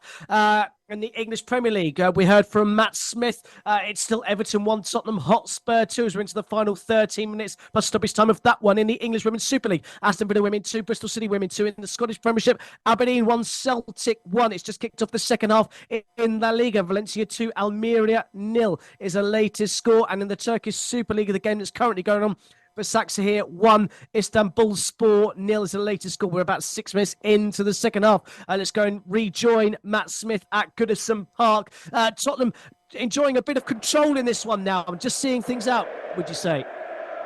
Yeah, I wouldn't maybe go as far as saying seeing things out. They're definitely looking for a third to kill this game off. But in terms of, controlling the play, they've certainly had more of the ball in this half than they did in the first. I think Everton had big chunks of the first half on the ball and going forward. Tottenham have had 57% of possession, Everton 43%. I think, with Tottenham having so much control, they're able to dictate the game, and I think that's what Postecoglou loves. He loves to go, right, okay, well now we're going to launch counter-attacks, and now we're going to start the possession game. I think if he was 3-1 up, we'd see a lot more possession. But I think he's just biding his time. He's biding his, all these Spurs players are biding their time, looking for that one opportunity to break apart that Everton defence. And I think they only need one chance. Richarlison will gobble any chance up he can to complete a hat-trick. But it's still Everton 1, Tottenham 2 after 78 minutes. Brilliant stuff. Thank you very much, Matt. Can Everton find an equaliser in the remaining 12 minutes or so of that game at Goodison Park? Right, let's get team news now from our featured game in the Bundesliga between Darmstadt and Bayer Leverkusen. The reverse fixture finished 5-1 to the visitors, but they did show last week that they are fallible as they drop points for just the fourth time this season following their 0-0 draw against Borussia Mönchengladbach. Leverkusen currently on a 28-game unbeaten run. They've done this before in their history, way back in 1979. On that occasion, they lost their 29th game, so they'll be hoping to avoid the parallels of that season as they take on the Bundesliga's bottom club. We've got Ash Sanderford watching this one for us on Football Live. A very warm welcome to the show, Ash. Good afternoon, everyone. Good afternoon, Football Live listeners. Big game today between Darmstadt and Bayer Leverkusen. 6 changes for Darmstadt, who lost last week to 1-0 to Union Berlin. Both goal scorers in their last game, funny enough, when they drew 2-2, they are both dropped to the bench. So 6 changes for Darmstadt. As for Bayer Leverkusen, the league leaders, 5 changes, who drew last week 0-0 with Borussia Mönchengladbach. Nigerian international Victor Boniface is still out with that groin injury. He will miss the game today. But impressive, Jeremy Frimpong drops to the bench as Nathan Teller, the ex-Southampton man, comes in to replace him. It's Darmstadt versus Bayer Leverkusen in a matter of about 20 minutes' time. Thank you very much, Ash. Will bring us up to date the goals as they go in from the big game featuring the side bottom versus the side top of Bundesliga. Let's go and check back in with Matt. Everton have made a couple of changes to try and force Tottenham's hand, haven't they? I think tactically they've made a few changes. There hasn't been any changes from the substitutions bench just yet. Sean Dyche seems pretty happy, and I think I would be as well. I think there's a few players that are warming up, that's for sure. But Seamus Coleman came on for Ben Godfrey. I think that there is maybe just one that's warming up. I think they're going to maybe try and bring on Chermiti. Chermiti is coming on to, again, as a forward player. They can try and get a few more attacks going forward, a few more, a little bit of help for Calvert-Lewin, but we don't know if Calvert-Lewin's coming off. We'll have to wait and see. I will confirm that next time you come to me. But Everton, 81 minutes played. They're still, like I said, they're still in with a chance here. They only need one chance. They haven't looked very, very good going forward. They haven't had out-and-out chances like they did in the first half, but they're still there. 81 minutes played. Everton 1, Tottenham 2. Brilliant stuff. Thank you very much, Matt. Just coming into this game, Everton at the wrong end of the table, not just literally, but in the terms of expected goals versus goals actually scored, which means that they create chances but don't often put them in the back of the net. They've been able to find the back of the net once this afternoon. They've had 12 shots in this game. They've only hit the target with 3 of them. Meanwhile, Tottenham have had 9 attempts in this game and have hit the target with 6. And of course, more importantly, from their perspective, scoring with 2 of them. The scoreline, Everton 1, Tottenham Hotspur 2. I can tell you in Spain, Valencia 2, Almeria 1 is the latest score. Leo Baptistao with the goal 5 minutes after the restart to give the visitors some hope. So Valencia 2, Almeria 1 is a latest score. Let's go back to Pittodrie. Aberdeen 1, Celtic 1. Last we heard, end-to-end it was. Any chances since we were last with you, Mark? Well, it's end-to-end. Great entertainment stuff here. We've had a couple of substitutions for Aberdeen. Clarkson has come on for Killian Phillips, making his debut today. I think Aberdeen must have had a wee dram at halftime because they've looked like a completely different team in the second half. Celtic have just brought on Stephen Walsh for Rosowski in defence, and Aberdeen have brought on Duke for Polvasa up front as well. So even game, going back and forth. The crowd are into it. They're loving it. And maybe we've got a bit of a shock on our hands. 78 minutes gone, Dean. It's still Aberdeen 1, Celtic 1. It would be a big point for Aberdeen if they were to hold on for the remaining 9 minutes or so of this game. For Celtic, it would be more points dropped in the title race, although it would extend their lead at the top of the table over Rangers to 6 points, although Rangers would have 2 games in hand over their Glasgow rivals. In the English Premier League, it's still Everton 1, Tottenham Hotspur 2, but Everton have another corner. Of course, they've laid siege to that Tottenham Hotspur goal from the taking of corners. It remains to be seen if they can put Vicario under pressure as they go to take this one. Later on Football Live, we'll have reporters at Brighton versus Crystal Palace, Newcastle United versus Luton Town, and Burnley versus Fulham. Action that will affect both ends of the Premier League table. In Italy, it's still goalless in our 2 games that are currently kicking off in Serie A. Empoli 0, Genoa 0, Udinese 0, Monza 0, latest scores. There has been a change at Goodison Park, and here to tell us details of that change is Matt Smith. Yeah, it was. It's Chamiti is coming on for Youssef Chamiti is coming on for Ashley Young. Ashley Young, maybe with that experience, he's on over 35 years age now, so he's a very experienced winger. But he's maybe not got the legs for it anymore. And they've brought on Youssef Chamiti, who's a forward player. And I think Everton are going to bring on a handful of, I think a couple of more changes. Dominic Calvert-Lewin is coming off, and Beto is coming on. So that's, maybe fresh legs, just offers something different for Everton. And I believe they're going to bring on someone else as well. They're bringing on a youngster in Lucas Dobbin, I believe. Again, another sort of forward player, wide player, can come off the wing and come and play off the striker. So again, attacking changes for Sean Dyche. This might be the last card in his pile that he's got to play. Spurs also making 2 changes. Oliver Skipp coming on and Brian Hill coming on. We'll have to wait and see who they come on for, but they're getting warmed up. So yeah, Everton 1, Tottenham 2, 85 minutes played. Indeed, changes are plenty. Timo Werner is one of the men that's coming off for Tottenham, giving a warm round of applause since his loan move, or will be a permanent move potentially in the summer from RB Leipzig, and it's James Maddison, the other player that will make way. So all change in that game, personnel-wise, Everton versus Tottenham, but the scoreline remains the same. I'd imagine there's going to be a lot of added time at the end of this one. We've got about 4.5 minutes left of regulation time as handshakes and hugs all round from Ange Postecoglou and his players. James Maddison, of course, back from injury and back amongst the assists. He was the Premier League's leading assist maker until his injury against Chelsea on that fateful Monday night back in November. Let's go and check back in the game at Pittodrie, Aberdeen versus Celtic. Aberdeen, do they look to be holding on for a valuable point in this one, Mark Thomas? Yes, they do, Dean. They look more comfortable than they did in the first half. They are playing the ball around nicely. Celtic, you sense a little bit of desperation seems kicking into Celtic's play. They know they've been the better team in the first half, and quite honestly, I just don't think that they even believe themselves that it's 1-1 at this point in the game. But it could still go either way. We're waiting on a terrific finish here. We've got about 8 minutes left of regular time and a few minutes to add on, but it could still go either way. It is still Aberdeen 1, Celtic 1. Great stuff. Thank you very much for that, Mark. So just a reminder, if that scoreline stays the same, Celtic would increase their lead at the top of the Scottish Premiership to 6 points. Slightly inferior goal difference. Celtic, as it stands, with a plus 39, Rangers plus 34.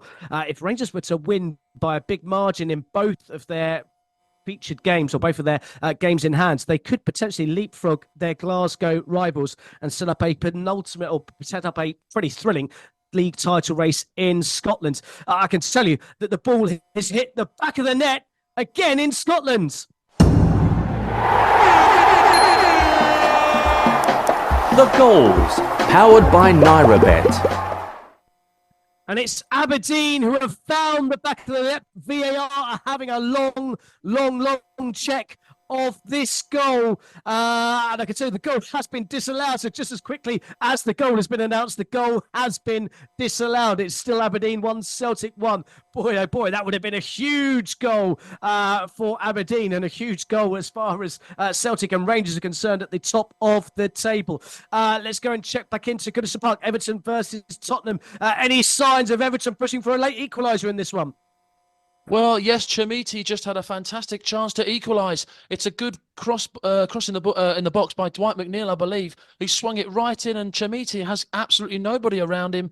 And all he's got to do is just guide it either side of Vicario, but it's really straight down the middle. And Vicario, it's a comfortable save. That's a big chance, and I think he'll be scratching his head as to how he hasn't finished that. It's 88 minutes played. Everton 1, Tottenham 2.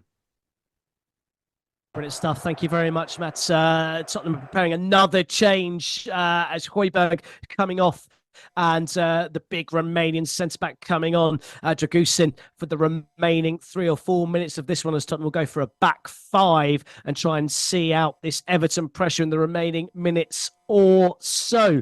I can tell you, let's bring you up to date with scores elsewhere. We're into the closing stages and added time in the English Women's Super League. Aston Villa Women 2, Bristol City Women 2, Valencia 2, Almeria 1. So the latest score, 10 minutes into the second half. Arribas has now been the man that's credited with that goal for Almeria. Sergio Arribas with his first goal in 5 games for him has got Almeria right back in that one in the start of the second half. Başakşehir 1, Istanbulspor 0 is the latest score. That result would see Başakşehir leapfrog up to 7th in the table, just 3 points off Besiktas in the race for that Europa Conference League place at the top of the table. Istanbulspor bottom of the table. It would see them remain 11 points adrift of second from bottom Konyaspor and 13 points away from safety. Everton really putting the pressure on, and there was appeals for a foul in the penalty areas. Beto goes down. Before we check in with Matt Smith, let's go and hear about that disallowed Aberdeen goal with Mark Thomas. Yes, a disallowed goal here. VAR did take a look at it, but it was finally given for offside. Shinny McGrath, lovely combination down the right-hand side, a couple of quick passes. They put the ball through to Clarkson on the right-hand side of the box. He put the ball in across the goal, and Miofsky came in at the back post to beat Joe Hart to the ball, but of course, he went a little bit too early, and he was offside. It's a scintillating, enthralling game. It could go either way. It's 85 minutes gone. It's still Aberdeen 1, Celtic 1. So thank you very much, Mark. Straight back to Goodison Park. Let's hear about that penalty shout for Everton with Matt Smith. Well, the VAR did check it, and there wasn't anything to really talk about. Dragusin was just a bit too physical for Beto. Beto is a big guy similar to Dragusin, and Dragusin has just put his shoulder into Beto, and Beto's gone down like a sack of potatoes, getting desperate, looking for a penalty. But I can't really see that them getting given. I've seen them maybe given in Champions League in European football, because I think it's a little bit softer. But no penalty given. 7 added minutes to be played here at Goodison Park. It's Everton 1, Tottenham 2. Tottenham are holding out. Indeed, they are. 6 or so minutes still left for them to hold on to what would be a valuable 3 points for them. It would see them join level on points with Manchester City and Arsenal in the table, and 5 points behind league leaders Liverpool, who are obviously on the Jurgen Klopp farewell tour. It's going to take something to stop them in this league this season. It would also importantly put them 3 points clear of Aston Villa, and certainly a big bit of daylight between them and West Ham, who are currently 6th in the table. Just a reminder that potentially 5 teams could qualify for the Champions League this season, depending on the European coefficient scoreline. We won't go into the complications of that right now on Football Live, because we want to keep the excitement going. Yellow card just been shown at Goodison Park. Matt Smith, what was that for?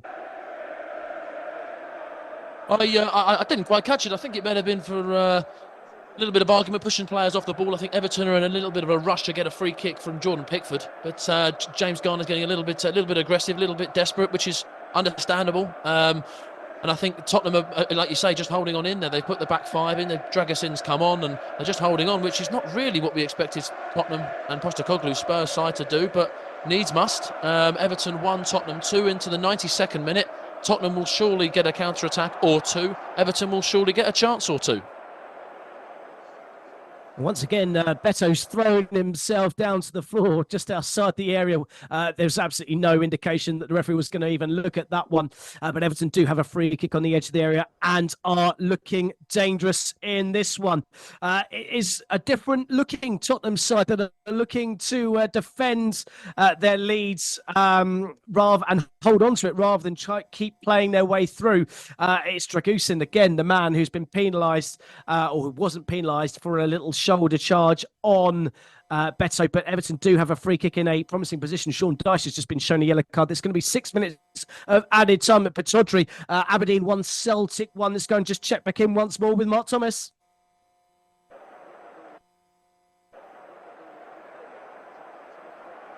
We'll rejoin Mark very, very shortly there for an update from Pittodrie. Aberdeen 1, Celtic 1. We're into the 2nd minute of added time at Pittodrie as the ball is hit the back of the net.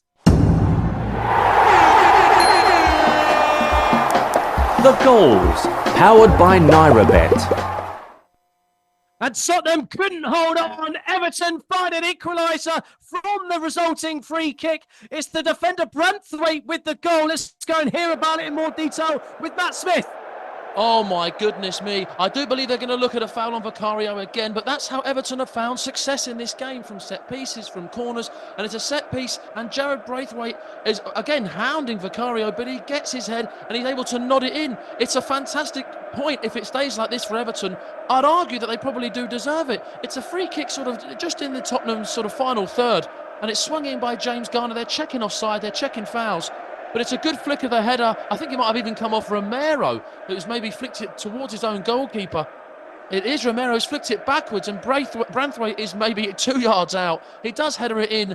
They're checking for VAR offside here, but goodness me, it's going to be one of those where they get the lines out. But if it stands, it's a massive, massive goal for Branthwaite and a huge goal for Sean Dyche's Everton. At the moment, as it stands, it's Everton 2, Tottenham 2 into the 94th minute. I tell you, it doesn't get much tighter than the picture that we can see. Branthwaite's shoulder and Romero's knee will be the 2 lines that they draw from. Branthwaite may be a potential smidge offside, but the lines will certainly be drawn. It just depends which way it's going to go. Onside is the verdict, but I believe they're checking the wrong player. Just from the pitch I've seen, they've checked it off the player Seamus Coleman rather than Branthwaite, the goal scorer. So we'll see. Onside the goal. The goal's been given. VAR have checked it. It seems to be off the wrong player, but the goal's been given. It's Everton 2, Tottenham Hotspur 2. We're into the last 90 seconds of added time. There'll surely be another minute or so left to go in that game. But the goal has been given. Everton 2, Tottenham 2 is the latest score. A big, big goal for Everton and their hopes for survival. It would see them go above Luton Town in the table. They'll be level on points, but have a better goal difference. Luton, they would have 2 games in hand over Everton, of course, waiting the verdicts of the 10-point deduction that they are facing.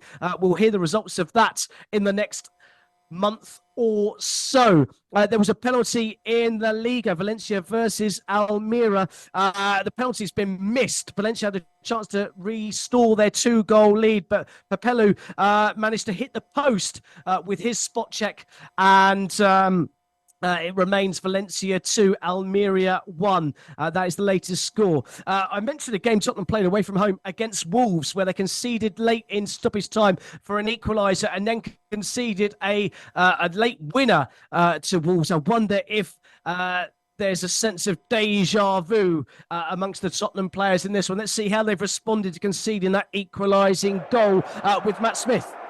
I tell you what, I'd argue that Everton are piling on the pressure again, looking for a third. Tottenham shell-shocked. Goodness me, we're about to go into the 7th minute of added time.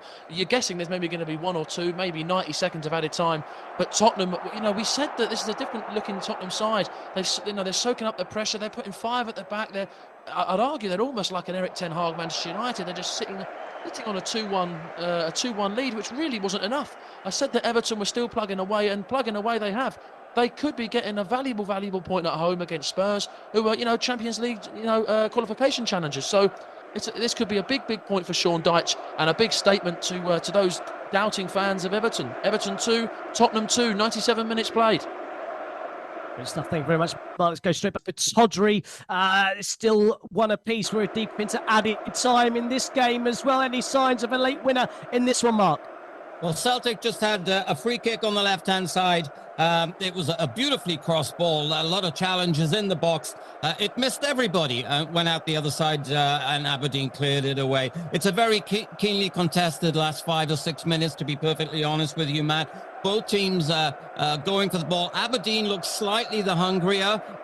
Celtic are playing the ball nicely still, looking for that breakthrough winner because they don't want to lose this 23 game. Well, they'll stay unbeaten if it stays like this for 24 games. So we've got a couple of minutes left. It's still Aberdeen 1, Celtic 1. Good stuff. Thank you very much, Mark. They're still playing at Goodison Park. We're into the 99th minute. Still Everton 2, Tottenham Hotspur 2. I can say there's been a second goal for Basaksehir here against Istanbulspor. It's now 2-0 with about 18 minutes left to go in that one. As the game's still playing at Goodison, Tottenham were on the attack, but Everton win it high up the pitch and looking to break themselves. You feel there's going to be one big chance either way in this game. There's been a yellow card. Let's hear about that with Matt Smith.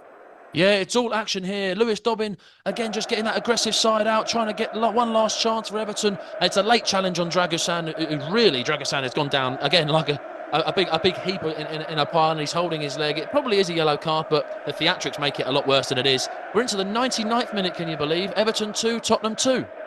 Well, I can tell you the full-time whistle has just gone. Sean Dyche applauds the Everton fans and attendance. A big, big result for them as it lifts them out of the relegation zone. For Tottenham Hotspur, their championship or Premier League title ambitions surely have been killed with this draw away at Everton. But it's a good point in sense of the Champions League football. It puts them a point ahead of Aston Villa. They remain 2 points behind Manchester City and Arsenal in second and third, respectively. It's time now to head over to FJ and the team in Lagos. We'll bring you all of the 4 o'clock kickoffs when we're back here on Football Live. Hit it, boys. Powered by NairaBet. This is Football Live with Dean Kilford. Well, welcome back to Football Live. Thank you to FJ and the team. Well, the last draw between Everton and Tottenham before today was in that exact fixture last season. Back in April, it finished goal apiece. 1-1 was the full-time score. Michael Keane's late leveller for Everton got them a point last year, as it has done with Branthwaite. So defenders getting the late goals for equalisers in the game. The interesting fact about that game, the last draw between the two teams, it was Christian Stellini's first game in charge of Tottenham. That was the last time that those two teams played and drew 1 apiece. The last time they drew.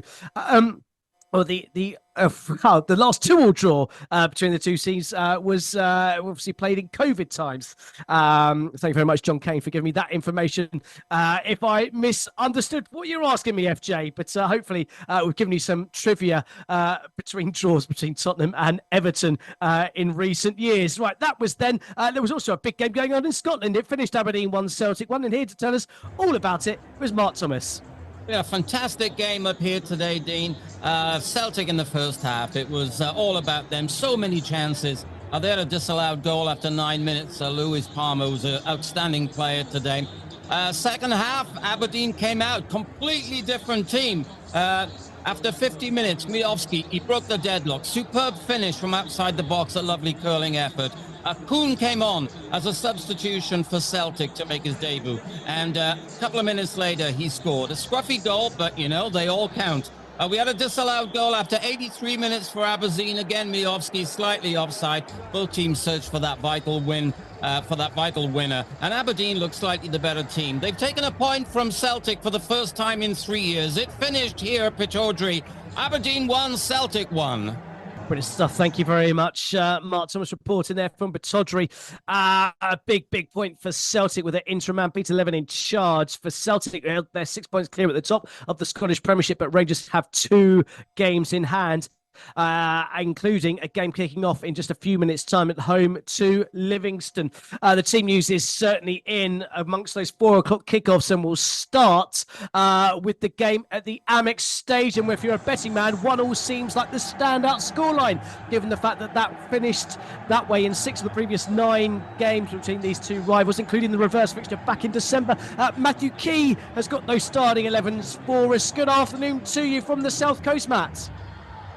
Yeah, good afternoon, Dean. Good afternoon to our Football Live listeners. And you're not wrong, 1-1 is normally the score in this rivalry. Not derby. Brighton and Crystal Palace fans are always keen to point that out. Lots of history between these two. I'm sure fans of the clubs can explain it a lot better than I can. But yeah, Jordan Ayew and Danny Welbeck, the goal scorers last time. Much change for both teams this time at the Amex. For Brighton, off that embarrassing loss really against Luton, Steele dropped in goal, Verbruggen comes in for him, and Evan Ferguson in for the aforementioned Danny Welbeck. The wing-backs also changed. As for Crystal Palace, it's a big blow for them, with neither Elise or Eze, the heroes against Sheffield United, in the starting 11. Elise is on the bench. So is Adam Wharton, the big money signing from Middlesbrough. I'll quickly just give you some odds on this one, Dean. The draw, actually a really good price given what we've just said. 3.75 on Norabet, so I think there's a bit of value there. Brighton very much the favourites at 1.73, and if you fancy an away win, Crystal Palace to continue their good form, 5.0. Those odds, of course, on Norabet, and of course subject to change. It is Brighton v Crystal Palace here at the Amex. Brilliant stuff. Thank you very much, Matt. Well, you have to go back 51 years ago to this exact day and an FA Cup 4th round tie for the last time Luton Town were victorious at St James's Park. Newcastle United starting to show signs of the form of last season with that narrow defeat to Manchester City and that impressive victory at Villa Park on Tuesday night. Meanwhile, Luton have tasted defeat just once in their last 8 games and might well fancy their chances of getting the double over the Geordies. Johnny Holmes is rocking the tune to bring us the starting 11s. Good afternoon to you, Johnny. Good afternoon, Dean. Good afternoon, everybody. Yeah, both sides coming off some very impressive results recently. Looking at Newcastle United first, Eddie Howe makes just one change from the win over Aston Villa, with Miguel Almiron replacing the injured Alexander Isak. That means Anthony Gordon starts through the middle, a position he excelled in after Isak went off in midweek. Callum Wilson returns to the squad after also recovering from a calf issue. I'm looking at Luton, in form Luton. Tatum Mengi returns for the side, replacing Reece Burke. It's the only change from that stunning midweek win over Brighton. It means Elijah Adebayo and Carlton Morris both start. It looks like an attacking selection by Rob Edwards. He looks to follow up that fantastic result. Brilliant stuff. Thank you very much, Johnny, in place at St James's Park. Meanwhile, let's switch our attention back to London. Fulham have added the firepower of Armando Broja on transfer deadline day. Is he in the starting 11? As Fulham travel to Burnley, that Burnley team winless since the reverse fixture back at Craven Cottage. Fulham now without a win in 10 away games, whilst Burnley desperate for 3 points. Which way is this going to go? Will Patrick Norris will be our eyes at Turf Moor and bring us up to date with the latest team news. Good afternoon and welcome today to you, Pat. Yeah, good afternoon, everybody, and welcome. Yeah, Dean. I think Burnley were hoping that Everton lost that game, right? But they got a draw, so there's still something to play for. So they second from bottom, playing a Fulham side mid-table, but not scoring many goals. 2 changes for Burnley. Assignon comes in and Ramsey comes in for Burnley. With regard to Fulham, they make 3 changes from their last game, which they drew 0-0 against Everton. Diop out, Ring in, and Carney out, Reed in, and Carvalho is in for Jimenez. As you said, Broja has been signed. He's on the bench, and so we'll have to see him at some point.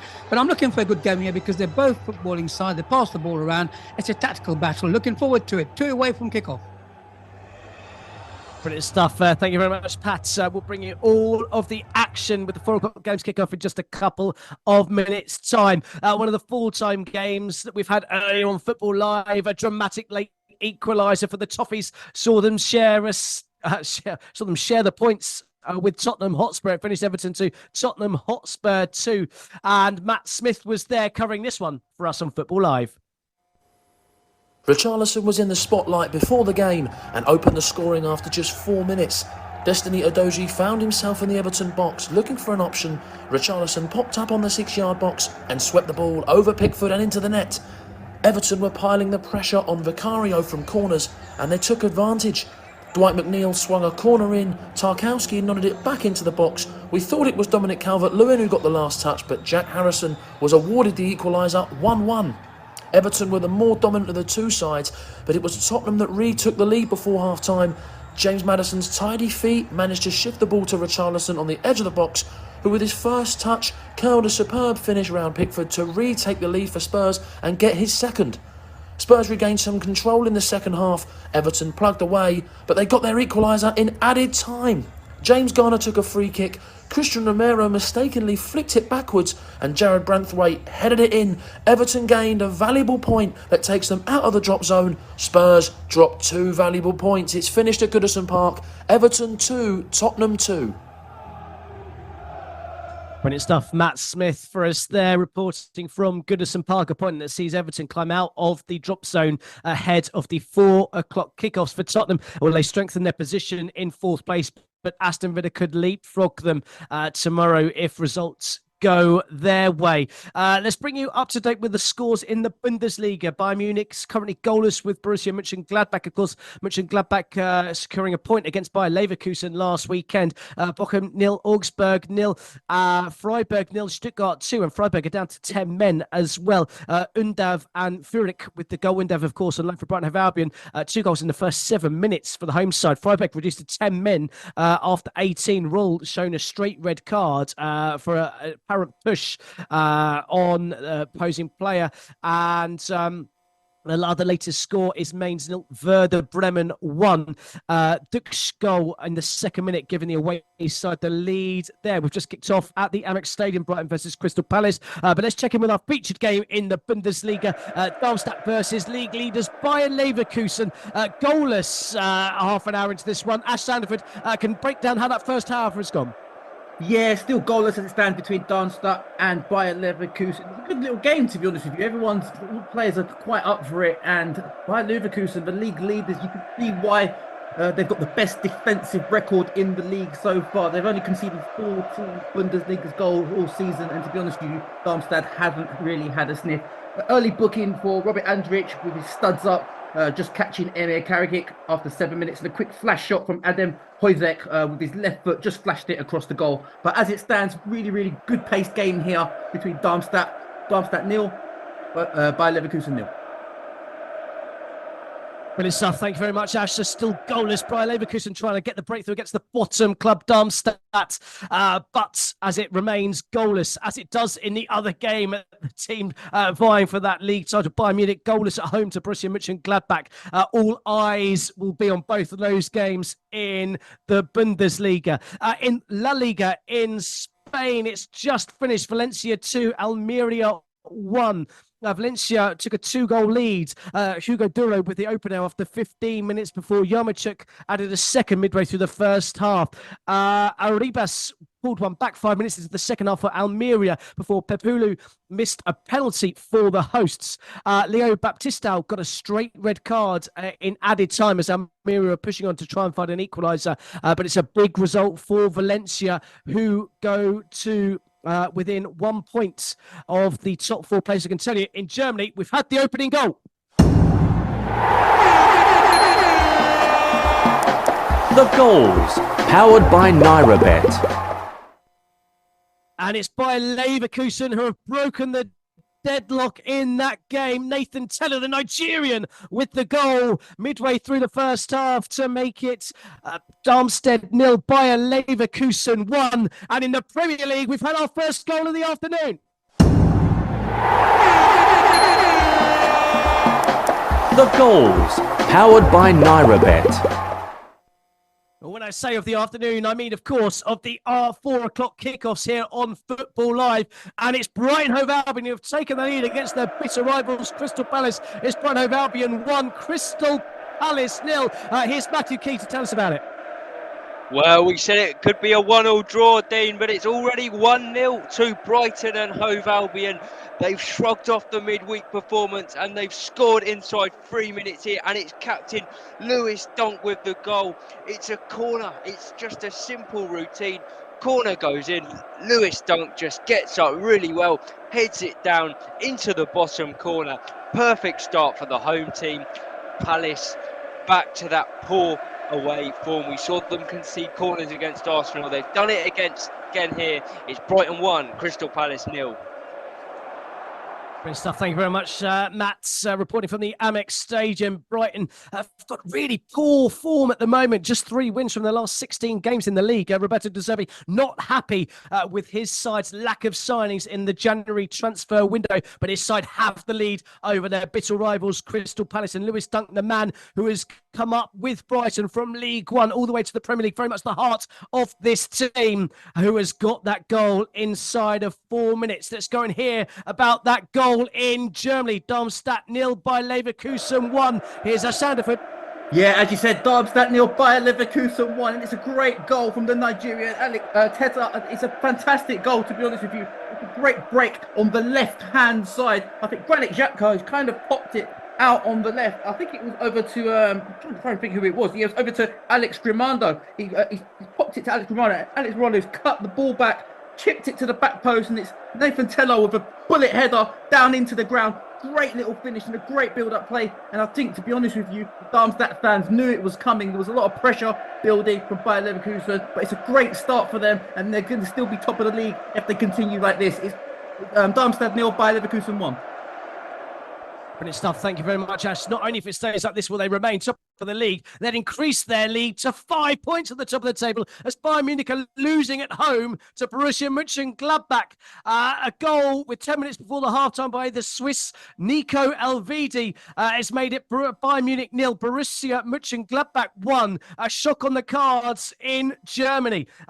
Also, I can tell you there's been a goal in the Championship, Rotherham 0, Southampton 1. An early goal for the Saints as they look to continue their push back towards the Premier League. Let's head to the game at St James's Park. Newcastle United versus in-form Luton. And it's the visitors that are showing that form, aren't they, Johnny Holmes? They really are. It's the pace on the break from Luton.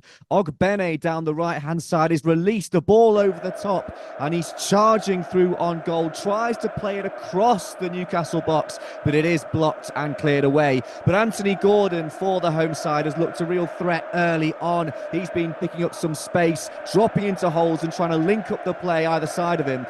Down the middle today for Anthony Gordon. It looks like it's working well early on, but it's still Newcastle 0, Luton 0 after 6 minutes here. Great stuff. Thank you very much, Johnny. Just a reminder, earlier in the Asian Cup quarter-final, it finished Iran 2, Japan 1. Former Brighton man Johan Bash with the penalty with the last kick of the game to see Iran through to the semi-final, where they'll take on the winners of the game between Qatar and Uzbekistan, which kicks off in around 25 minutes' time. I can tell you there's been a goal at St James's Park.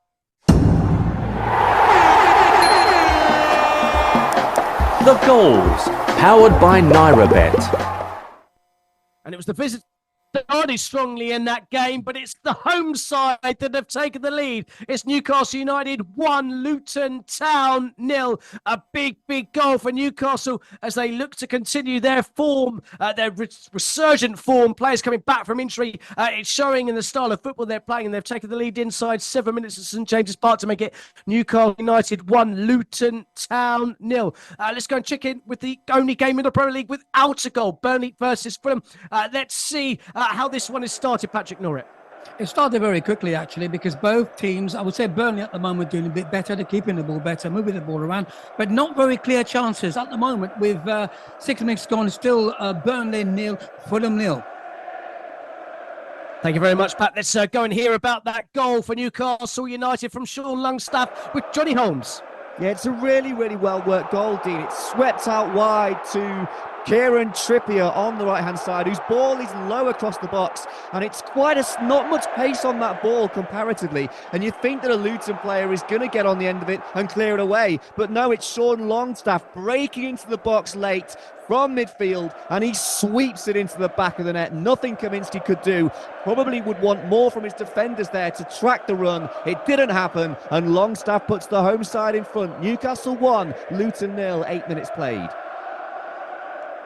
Thank you very much, Johnny. You are in the place for goals on Football Live. Already 2 goals in our 4 o'clock kickoffs, and we're barely 8 minutes in. Let's get the latest odds powered by NairaBet. Here's John Kane with all the very latest odds from NairaBet. Yes, the latest odds from NairaBet. Of course, all these prices are subject to change. Brighton 1, Crystal Palace 0. Brighton are 1.30 for the win.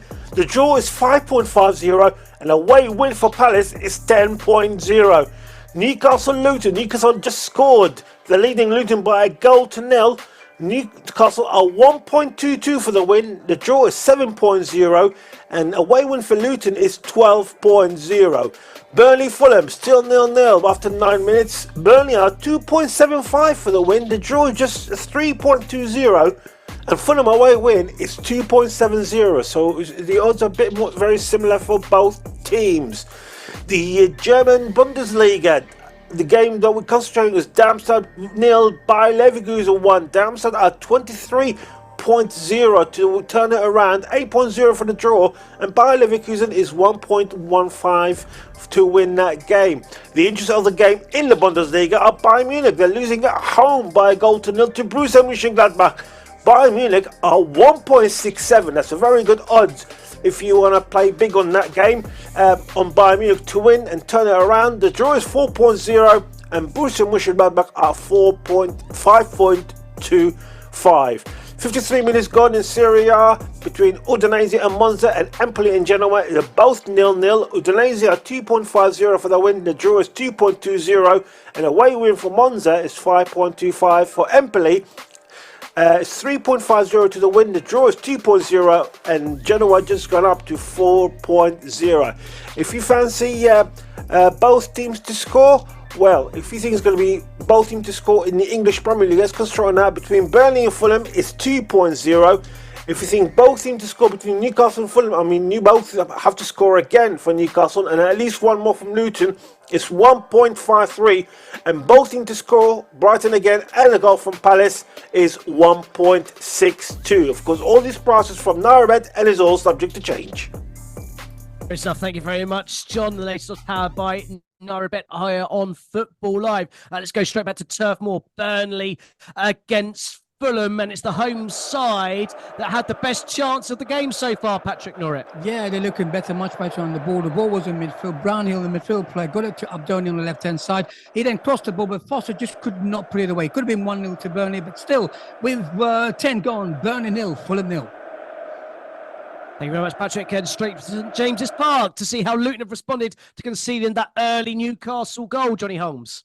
Yeah, pretty well, I would say. Newcastle have been the better side, on top of possession, on top of the ball. But Luton on the break are definitely a threat. And Newcastle have especially got to watch out for Ogbene here. So much pace and strength on the break, on the right-hand side. And once again, it's almost a carbon copy of the earlier opportunity for Ogbene, breaking away at pace, down the right-hand side, tries to sweep a ball across the box. And again, it's cleared away, this time by Fabian Schär, who was alert to it. But if Luton can commit men forwards, Adebayo maybe, Jordan Clark, Carlton Morris into the box, because Ogbene is putting the ball into the box and they need to be on the end of it. Luton still in this one, but it's Newcastle 1, Luton 0 after 11 minutes. You are listening to Football Live, powered by NairaBet. Live and exclusive on Brila FM.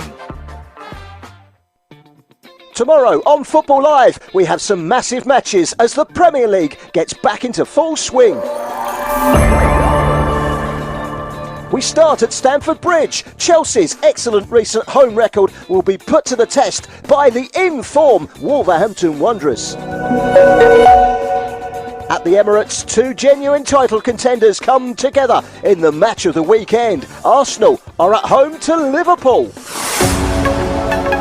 Manchester United welcome West Ham United to Old Trafford, and we also follow Nottingham Forest's fortunes as they travel to Bournemouth. We also have featured matches in the Bundesliga and La Liga. The winter break is officially over. The title race is hotting up, and Football Live will be bringing you all of the drama live and exclusive tomorrow afternoon right here on Brila FM.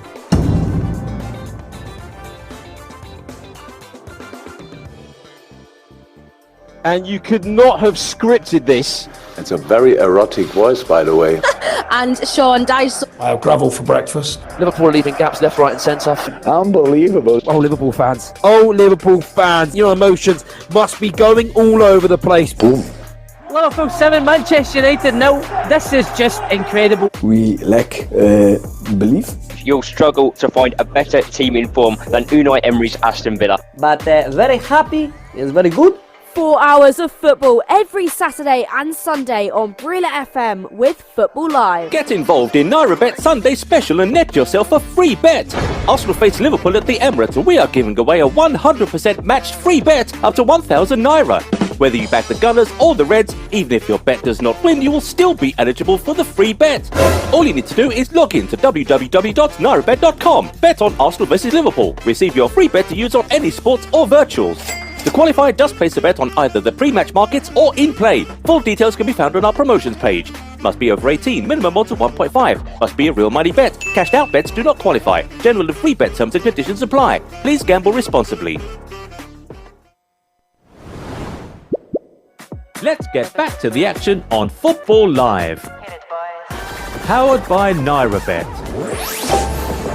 This is Football Live with Dean Kilford.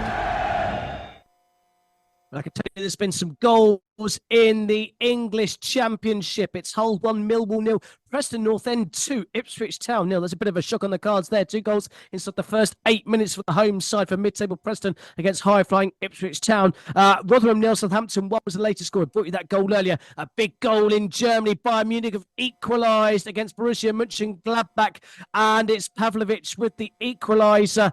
For the hosts, just on the stroke of half-time to make it Bayern Munich 1, Borussia Mönchengladbach 1. Meanwhile, there's been a big chance for Leverkusen to extend their lead away at Darmstadt, Ash Sanderford.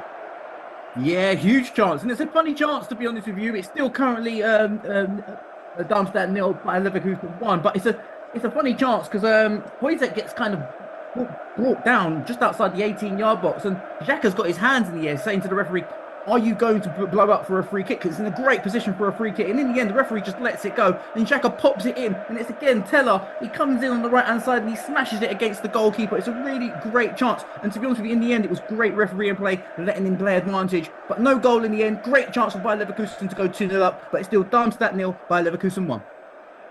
Great stuff. Thank you very much, Ashton. Straight off to the Amex Stadium to see how Palace have responded to conceding that early Lewis Dunk goal, Matthew Key. Well, it had been all Brighton, to be honest with you, Dean. They've knocked it around really nicely for the first 15 minutes, 70-odd% possession, but Palace just had their first chance, and it was of Brighton's own making, giving the ball away in their own final third. Mateta ran onto it, didn't have anything in support though, so just had to take the right-footed shot on. It was low and hard, but it was easy for Verbruggen to deal with. And we've just had our first yellow card of the game. It's gone to Mark Gahey, pulling back Buonanotte, as he turned away from the Crystal Palace centre-back. So that's one to keep an eye on, early yellow card for the Palace centre-back. 16 minutes gone, still Brighton 1, Crystal Palace 1. Thank you very much. Normally yellow cards when these two teams face off. It's no love lost between the Eagles and the Seagulls. Meanwhile, there's been the opening goal in the game at Turf Moor.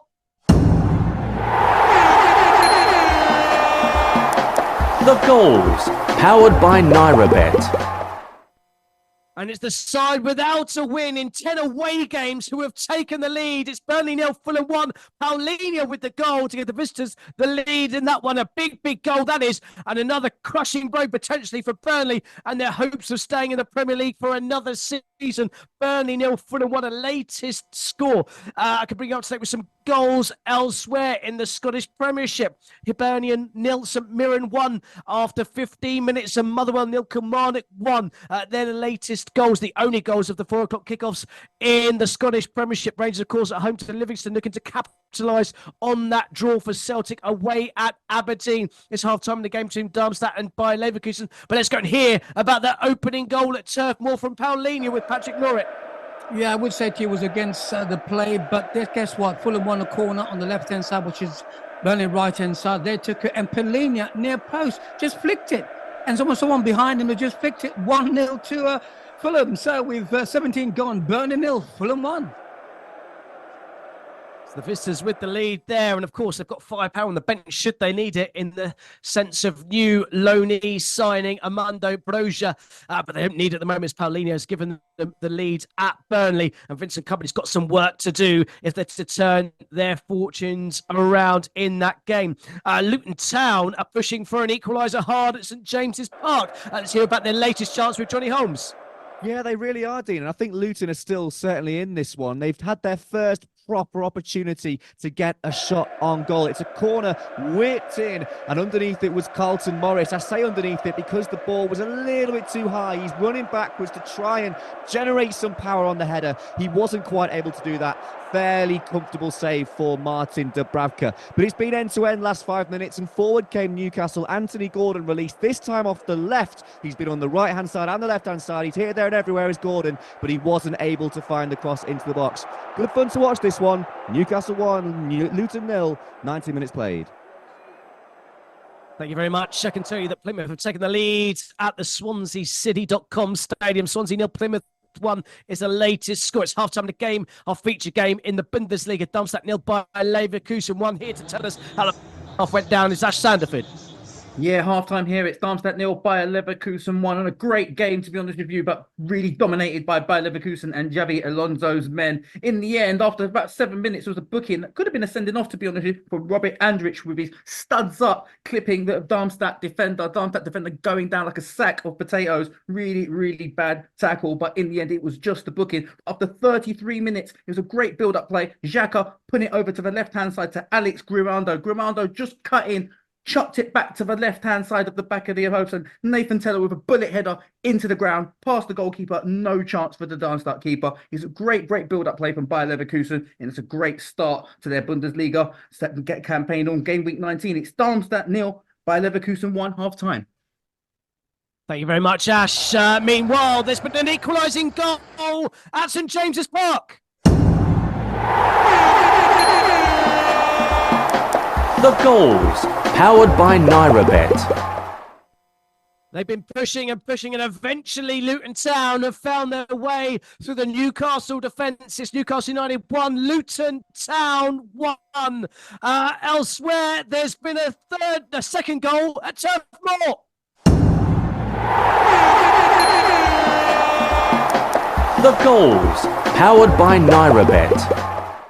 And Fulham have extended their lead at Burnley. It's Burnley 0, Fulham 2. Fulham have turned their form back around 10 games without an away win. They've scored a second goal inside the first 21 minutes to make it Burnley 0, Fulham 2.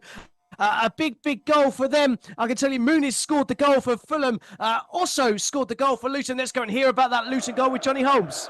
Yeah, Luton have been pushing. It's been coming, this equaliser, and it does eventually come from the dead ball specialism of Ross Barkley, the number 6, who whips in a gorgeous free kick. It's high, it's teasing. Go on, get on the end of it. It's nodded back across goal, and there is Gabriel Osho to nod it home over Dubravka, who had no chance, clips the bar on its way in. It's a well-worked free kick, wonderful header back across, and Osho was not going to miss from there. Luton are level, Newcastle 1, Luton 1, 22 minutes played.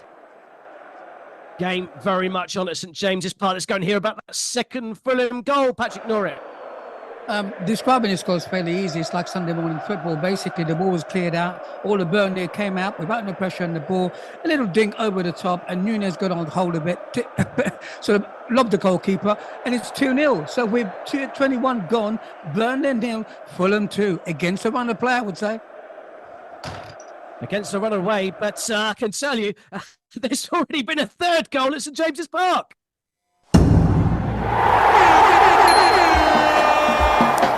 The goals, powered by NairaBet. Luton were level, for about 90 seconds. It's now Newcastle United 2, Luton Town 1. Osso's goal has turned into oh no as far as Luton Town are concerned. Sean Longstaff at the double for the Geordie boys as they lead by 2-1. Newcastle 2, Luton Town 1 is a latest score. Let's go and hear about that goal for Johnny Holmes. What a crazy 2 minutes, and Newcastle retake the lead out of absolutely nowhere. And it's Anthony Gordon who's released down the left, and he does brilliantly. Great pace, power, strength, determination. Closing in on goal. It's well won in a defensive position for Newcastle. Gordon is released. He cuts in and fires a shot. It's saved. It's palmed away, but only as far as Longstaff, who gets his second of the game. Perfectly placed once again, breaking from midfield, takes a touch and fires it into the bottom corner. That didn't last long. Newcastle 2, Luton 1, 23 minutes played. Brilliant game at St James's Park. Already goals in all of our featured Premier League games in England. Already a goal in our feature game in the Bundesliga as well. It's half times pretty much across the board. To bring you up to date with them, Bayern Munich 1, Borussia Mönchengladbach 1 is a half-time score. Elvedi with the goal 10 minutes before the break for the visitors, but Pavlovic equalising right on the stroke of half-time to give the German juggernauts a share of the spoils as things stand. Bochum 1, Augsburg 0 is a latest score. Brzezinski with the goal after 33 minutes to give the home side the lead against Augsburg. Our feature game on Football Live. Darmstadt 0, Bayer Leverkusen 1. Nathan Teller's goal after 33 minutes, a popular minute for goals in Germany, has given the away side the lead against the bottom side, Darmstadt. We're still playing. We're into the 11th minute of added time between Freiburg and Stuttgart. It's Freiburg 0, Stuttgart 2. Undav and Furyk with the goals inside 7 minutes before Roll was sent off for the home side. And we're still playing, but it's still 2-0 to the visiting side there. And Mainz 0, Werder Bremen 1 is also a half-time score. Dux's goal after just 2 minutes, giving Werder Bremen the lead in Mainz. Let's go back to the Amex Stadium. Brighton versus Crystal Palace. And it's Brighton that are making the front running of this game. Yeah, that's right, Dean. Certainly knocking on the door to double their lead, get their second. And it's really nice play. João Pedro on the turn, goes away from his man. He's giving Guehi a really tough afternoon so far. The ball comes out to Lamptey. It's a 2v1. He cuts inside, whips in a really nice ball, curling in towards the goal. Gross and Buonanotte were there. It was Gross that got his head on it. Good save from Henderson. Had to move quickly to his left-hand side. I just mentioned Guehi there. He's already been booked. He's just gone down injured as well during a really tough afternoon so far in these first 25 minutes. He's receiving treatment as I speak. 25 minutes gone. All Brighton here. Brighton 1, Crystal Palace 0. Great stuff. Thank you very much, Matt. The Amex Stadium. I can tell you, they're still playing. They're into the 13th minute of added time in the game between Freiburg and Stuttgart, and 10-man Freiburg have pulled a goal back in that game. Kubler with the goal just before the interval. Lucas Kubler, that is the defender, coming up from the corner to head in to reduce the arrears. It's Freiburg 1, Stuttgart 2 is the latest score in the English Championship. As just the goals at Hull 1, Millwall 0, Preston North End 2, Ipswich Town 0, Rotherham 0, Southampton 1, and Stoke City 0. Leicester City, the league leaders 1. Leicester scoring just about halfway through the first half of this one. Big goal for them as they look to extend their lead at the top of the Championship. It's Swansea 0, Plymouth 1 in the Scottish Premiership. Hibs 0, St Mirren 1, and Motherwell 0, Kilmarnock 1. They're the latest scores. It's kicked off in the Liga. Granada versus Las Palmas, goalless after 10 minutes in this one. Let's go to St James's Park. It was a crazy 2 minutes last time we heard from Johnny Holmes, where we saw 2 goals where Luton's leveller was basically for about 90 seconds or so. How have they responded to conceding that second goal, Johnny? Yeah, it's been all Newcastle, all the home side since they went back a goal in front. Luton actually were creating a lot of chances when the scores were at 1-0 and 1-1 respectively. Well, they weren't 1-1 for long, were they? Luton were on the attack and Newcastle stole it, and away went Anthony Gordon, palmed away and put into the back of the net by Longstaff. And it's all been Newcastle. They're streaking forward at every opportunity, trying to get a 2-goal cushion here, and they've won a couple of corners. In fact, a shoddy back pass has caused Kaminski to play it straight out for another corner. Newcastle on the front foot here. Newcastle 2, Luton 1, 27 minutes played. All so far, so good for Newcastle United. We're about midway through the first half. Let's get the latest odds powered by NairaBet. Here's John Kane with all the very latest odds from NairaBet. Yes, the latest odds from NairaBet. Of course, all these prices are subject to change.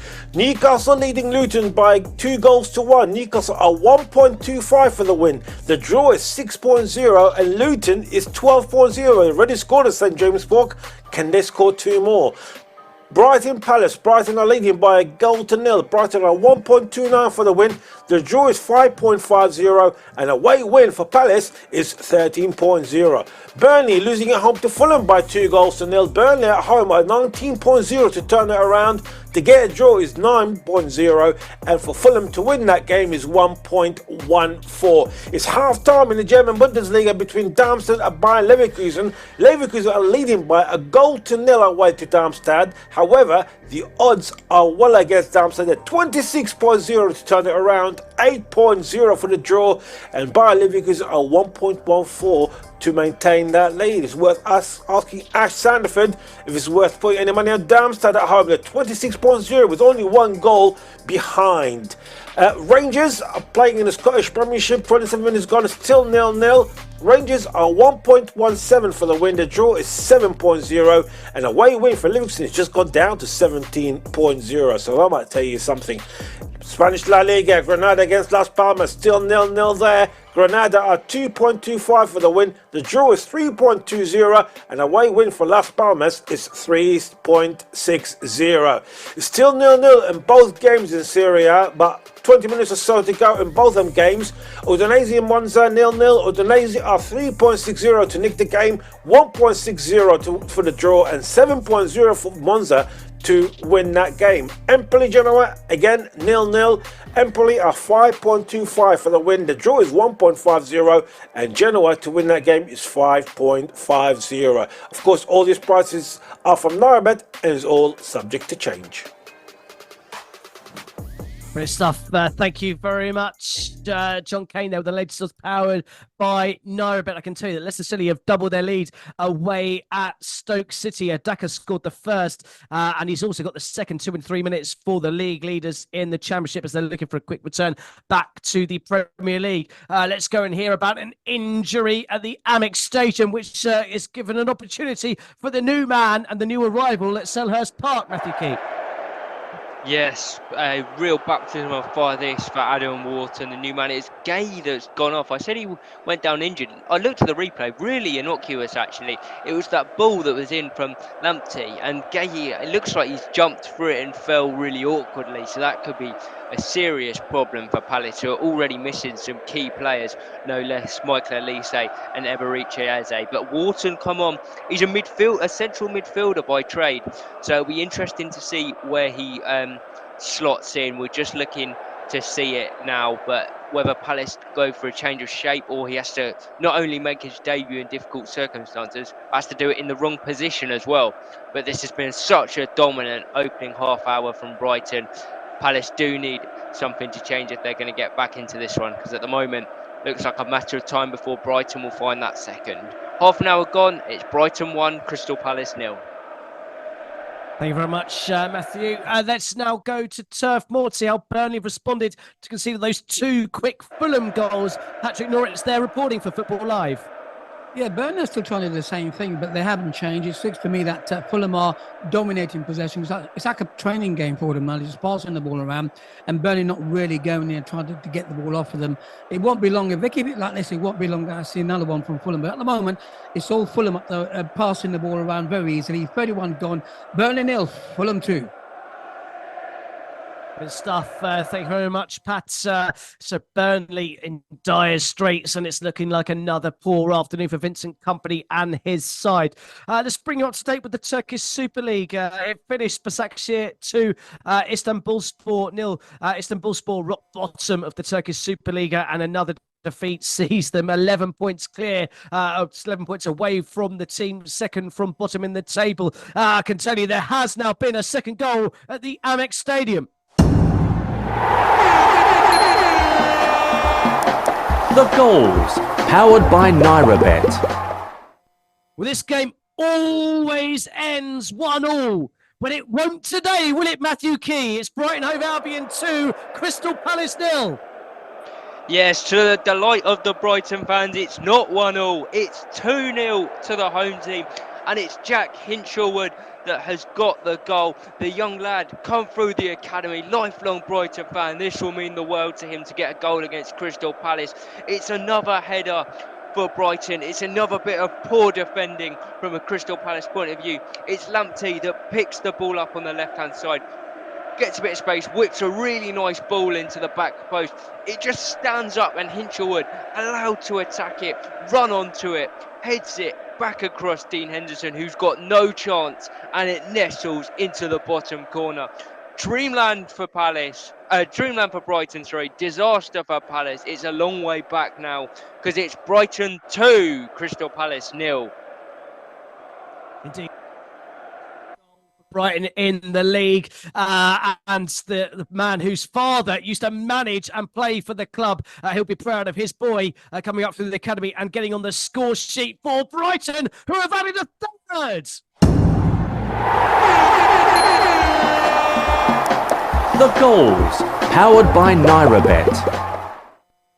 Well, you can clearly stop any bets on there being a draw on this game. It's Brighton Hove Albion 3, Crystal Palace 0. Buonanotte with the goal back from injury and back on the score sheet. A brilliant goal for Brighton that's seen them score twice in less than 60 seconds. What an afternoon, what a first half for Brighton against their bitter rivals.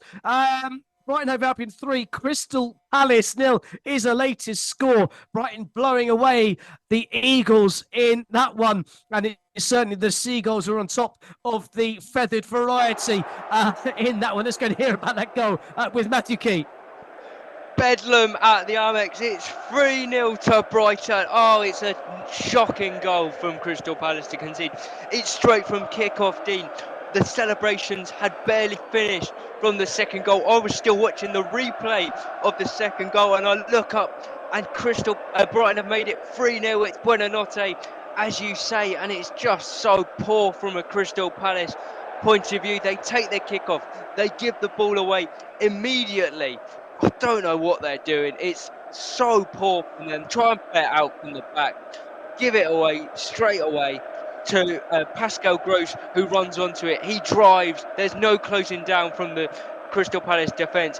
He slots it really nicely to Buonanotte, who finishes into the top corner with his left foot, passes it past Dean Henderson, and I think that is game over. We're not even halfway through this one. 35 minutes gone, and Crystal Palace fans have got grim looks on their faces. It's Brighton 3, Crystal Palace 0.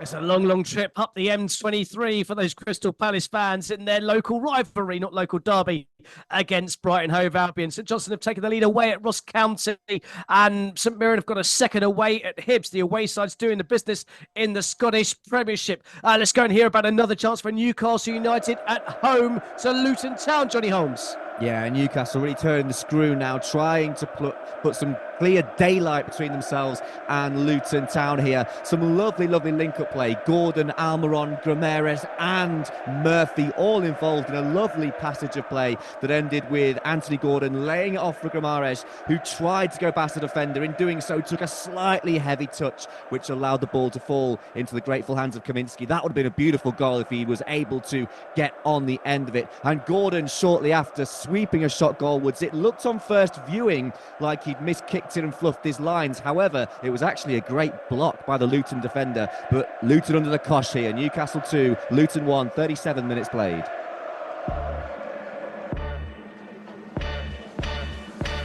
You are listening to Football Live, powered by NairaBet. Live and exclusive on Brila FM. Tomorrow on Football Live, we have some massive matches as the Premier League gets back into full swing. We start at Stamford Bridge. Chelsea's excellent recent home record will be put to the test by the in-form Wolverhampton Wanderers. At the Emirates, two genuine title contenders come together in the match of the weekend. Arsenal are at home to Liverpool. Manchester United welcome West Ham United to Old Trafford, and we also follow Nottingham Forest's fortunes as they travel to Bournemouth.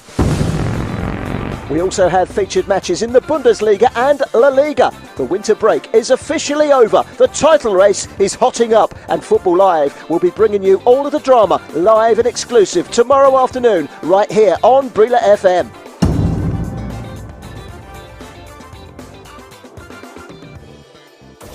And here it begins. Football Live. Our proof that Sports Radio 88.9 Brila FM has gone beyond one league. Football Live. It takes you from country to country, venue to venue. Football Live. It's about eyewitness reports at match venues exclusively for Sports Radio 88.9 Brila FM.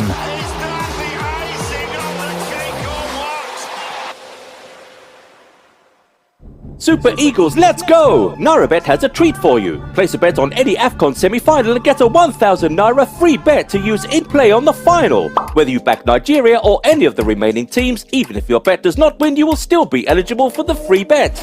All you need to do is log in to www.nairabet.com, bet on an AFCON semi-final, receive your free bet to use in play at the final on February the 11th. To qualify, just place a bet on either the pre-match markets or in play. Full details can be found on our promotions page. Must be over 18, minimum odds of 1.5. Must be a real money bet. Cashed out bets do not qualify. General and free bet terms and conditions apply. Please gamble responsibly.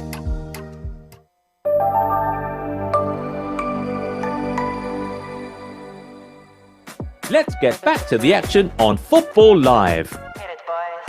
Powered by NairaBet. This is Football Live with Dean Kilford. Yeah, big afternoon of games tomorrow on Football Live. There's plenty of goals going on for you this afternoon, including a second for Southampton away at Rotherham. Adam Armstrong has added to Bednarek's first goal to make it Rotherham 0, Southampton 2 in the Championship, as Southampton continue their good run of form. I can tell you there's also been a fourth goal at St James's Park. The goals, powered by NairaBet. Twice Luton Town were behind, and twice they found the back of the net to level things up. It's Newcastle United 2, Luton Town 2. A big goal for in-form Luton Town as they look to climb back out of the relegation zone following Everton's 2-2 draw earlier on against Tottenham. We covered here on Football Live. Let's go and hear about that equalising goal with Johnny Holmes. Yeah, it starts and ends with Ross Barkley, who does absolutely brilliant here. He does get a bit of fortune in the middle of the park. It breaks to him as he looks like he's just losing control of it, but he strides forward. He takes that chance. He's driving through, lays it off, shot comes in, and Ross Barkley is right there to fire it home, but he does so well. He's determined here. He looks like he's lost it, but he finds a bit of space. He plays it out wide. He feeds it to Jordan Clark, who fires it across goal. Dubravka palms it out only as far as Barkley. It starts and ends with him. Newcastle 2, Luton 2, 40 minutes played. Unbelievable first half at St James's Park. It's kicked off in the second half in the games in the German Bundesliga, and we've had our second featured goal.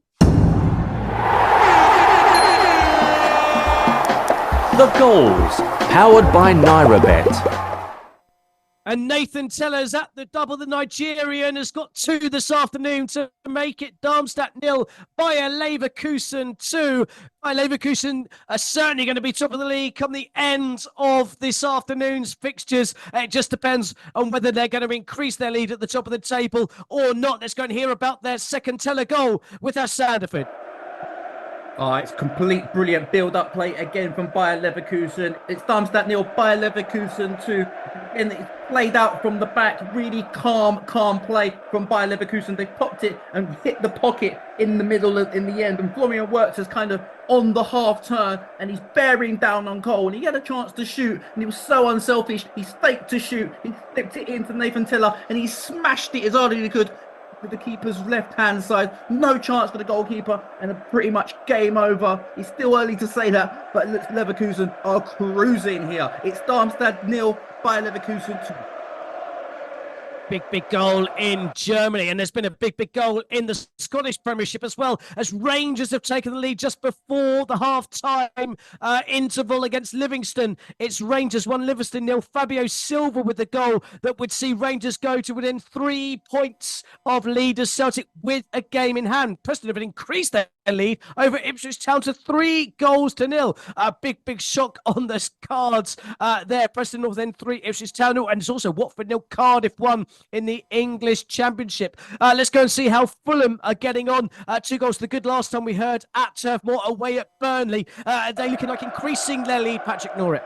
Yeah, they nearly did, and Birmingham are playing this dangerous game. What they do, they clear the ball, they all come out, and if Fulham wins it, they just put it back in again. It happened this time, they cleared the ball was put back in again on the left-hand side. Pereira had a run and then took the shot, the goalie saved it. And after that, 10 minutes later, 5 minutes later, what happened was Wilson Altenberg done a long run, beat 2 players, took a shot inside the box. It just ran along the goal line, right? All he needed was someone in there to put it away.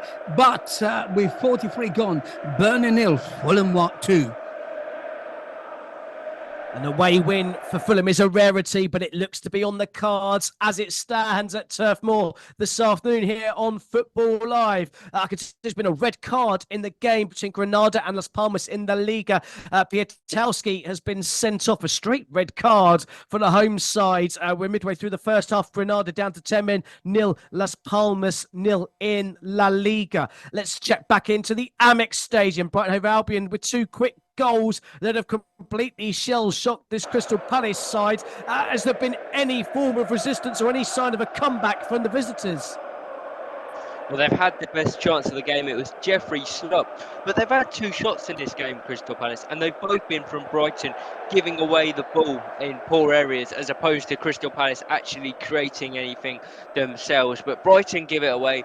Jeffrey Schlupp takes the ball on, takes it past Lewis Dunk, shoots in the box, but it's saved by Verbruggen. Pretty comfortable height for the Brighton goalkeeper. You feel like Crystal Palace, if they're going to got any chance in this game, need to get something before half time, but it's still all Brighton. They're the ones that look the most likely. Lamptey has been close a lot before last time you came to me, Dean. So all Brighton Crystal Palace fans look absolutely shell-shocked in the away end. Roy Hodgson looks like he's run out of ideas almost. It's a sorry state for Crystal Palace this, but for Brighton, absolute dreamland as we enter the 45th minute. We'll see how much is going to be added on. Brighton 3, Crystal Palace 0. Matt, if I could just keep you momentarily, just to talk about the away fans. We saw protests last weekend in the home game. We've seen protests now, banners coming out in the away end against the ownership of the club. Is that right? Yeah, that's correct. We saw it against Arsenal, as you mentioned. We've seen it again here. You see, we've seen a couple of shots of Steve Parish, the Brighton owner, that have those banners are reflected out. I think a lot of Crystal Palace fans aren't happy with Roy Hodgson, but it's the fact they don't feel like he should be in the position in the first place, rather than wanting him to be sacked. They just feel like there was no ambition in the summer, and once he'd kept them up, it was time to move on. And it was a lack of bravery, a lack of interest almost from the board that's just seen Hodgson stay in the position that he's in, as we see 6 minutes added on at the end of this first half. So no respite for the Crystal Palace fans just yet, as we see Dean Henderson save from a Pascal Gross header. Pretty easy save, that one. But yeah, 6 minutes to go in this first half as Crystal Palace win their first corner of the afternoon. We'll see if they can create something from this. Brighton 3, Palace 0. Brilliant stuff. Thank you very much. I think it's going to be 3 minutes of added time at Turf Moor, where Burnley are trailing at home by 2-0 against Fulham. Let's go and check back in at the game at St James's Park. 4 goals scored, 2 apiece. Newcastle United 2, Luton Town 2. Who's going to get the crucial 5th goal, Johnny Holmes? Oh, it's been a breathless first half, hasn't it, Dean? So it's hard to predict who will get the next goal. The game has calmed down, slowed down a little bit, and you can't blame the players for that. It has been a ferocious first half with chances for both sides. Luton, of course, getting that equaliser through Ross Barkley. They've been behind twice, they've levelled twice, and actually have shown a little bit of possession in the last 5 minutes, kept the ball well, and are really showing the St James's Park faithful that they are here to play. It is Newcastle 2, Luton 2. 4 minutes added on. We've played 47 minutes here.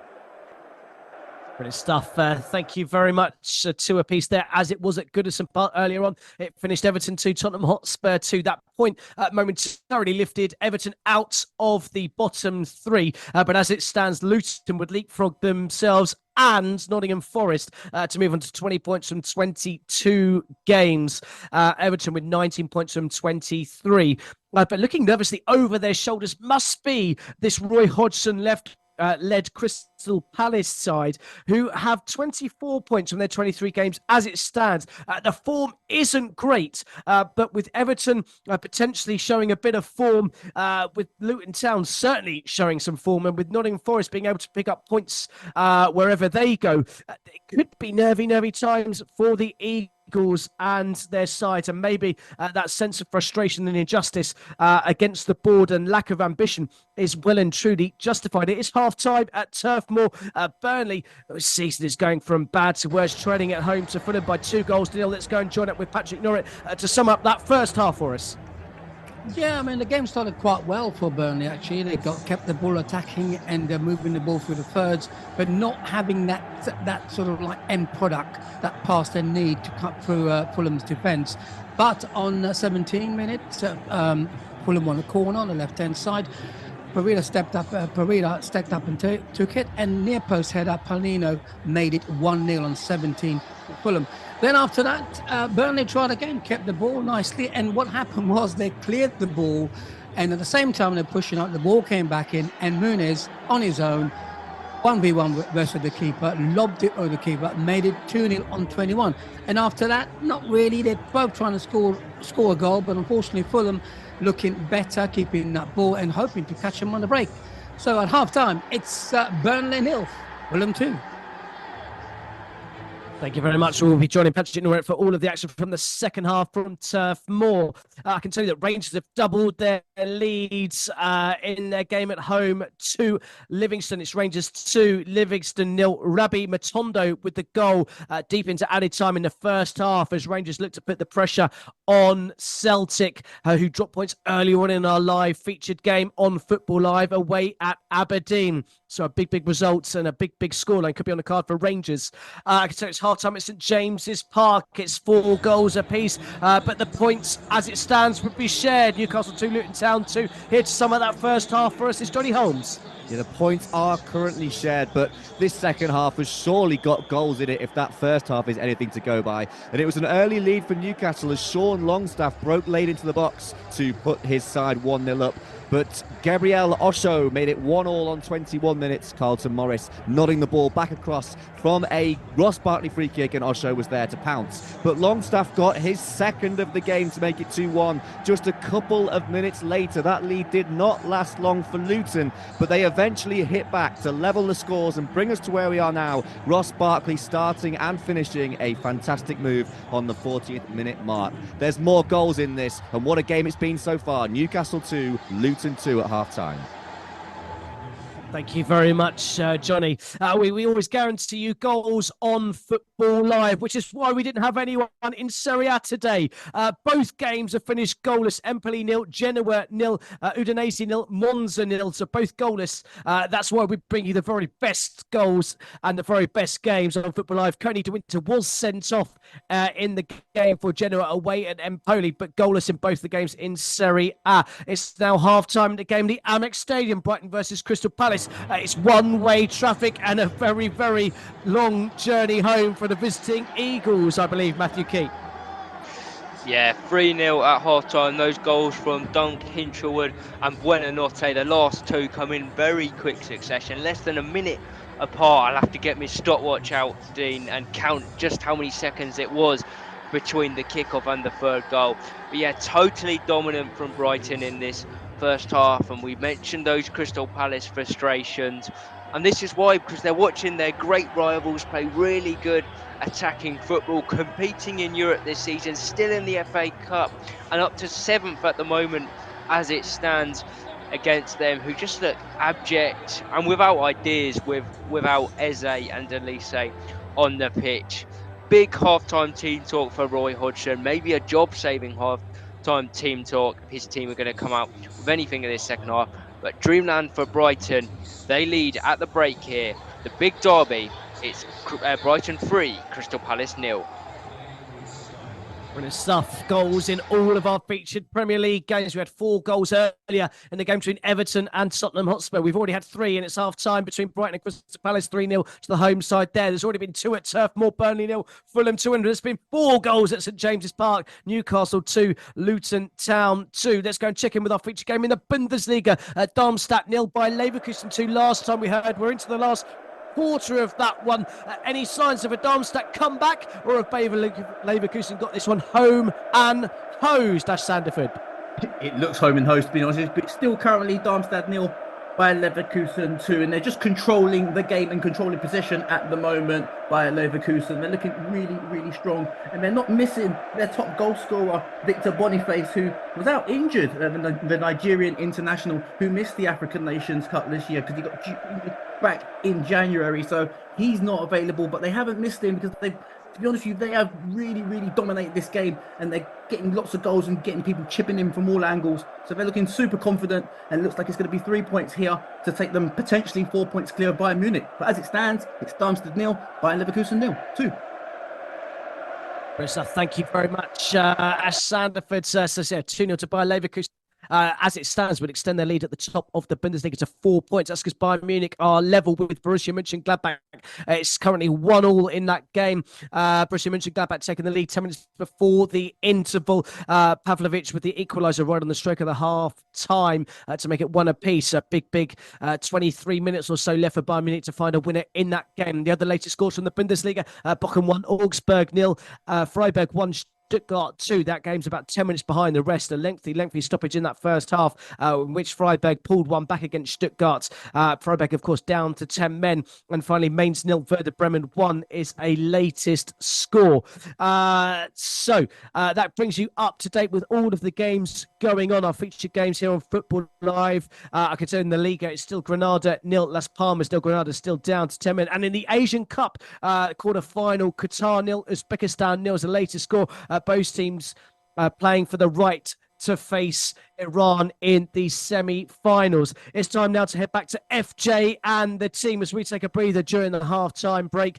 We're going to cut an orange or two, and we'll leave you in the capable hands. In Lagos, you're listening to Football Live. Powered by NairaBet. This is Football Live with Dean Kilford. Well, a big thank you to FJ and the team in Lagos, of course, building up to that big African Cup of Nations game coming up later between Mali and Côte d'Ivoire.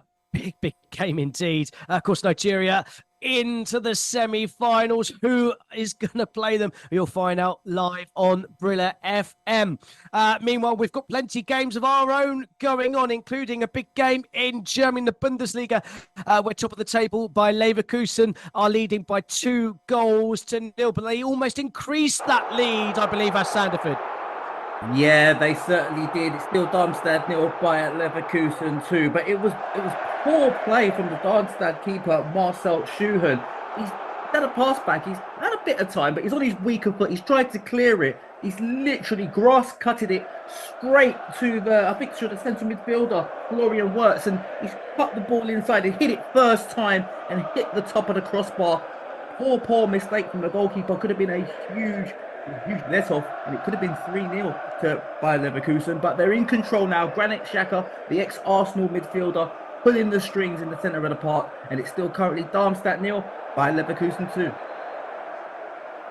Brilliant. Thank you very much, Ash. I can tell you in the big game affecting the top of the table, Bayern Munich have taken the lead against Borussia Mönchengladbach, and the man for the goals. The man they signed from Tottenham Hotspur has scored the goal. Harry Kane has made it. Bayern Munich 2, Borussia Mönchengladbach 1. So it would be as you were at the top of the table, just 2 points separated by Leverkusen and Bayern Munich. I can tell you in the Asian Cup, we've had the opening goal. Qatar 1, Uzbekistan 0. It's an own goal by Uzbekistan goalkeeper Yusupov.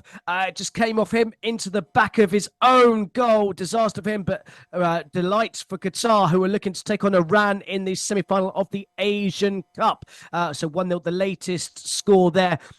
We're about 5 minutes away from the interval in that game. It's half-time in the Liga. Granada 1. That's Palmas 0. Granada are down to 10 men, but they managed to take the lead through Bruno Mendes just before the interval to make it Granada 1. Las Palmas 0. We've kicked off in the second half, and our featured English Premier League games will start at Turf Moor, where Burnley are struggling at the wrong end of the table. They're desperate for points. Has Vincent Kompany done anything to turn the tide in this game, Patrick Norrit? Well, he's made a sub. He's taken off Ekdal, who's been in midfield, to put on Maxim. Ekdal was a striker, actually. He needs someone up there.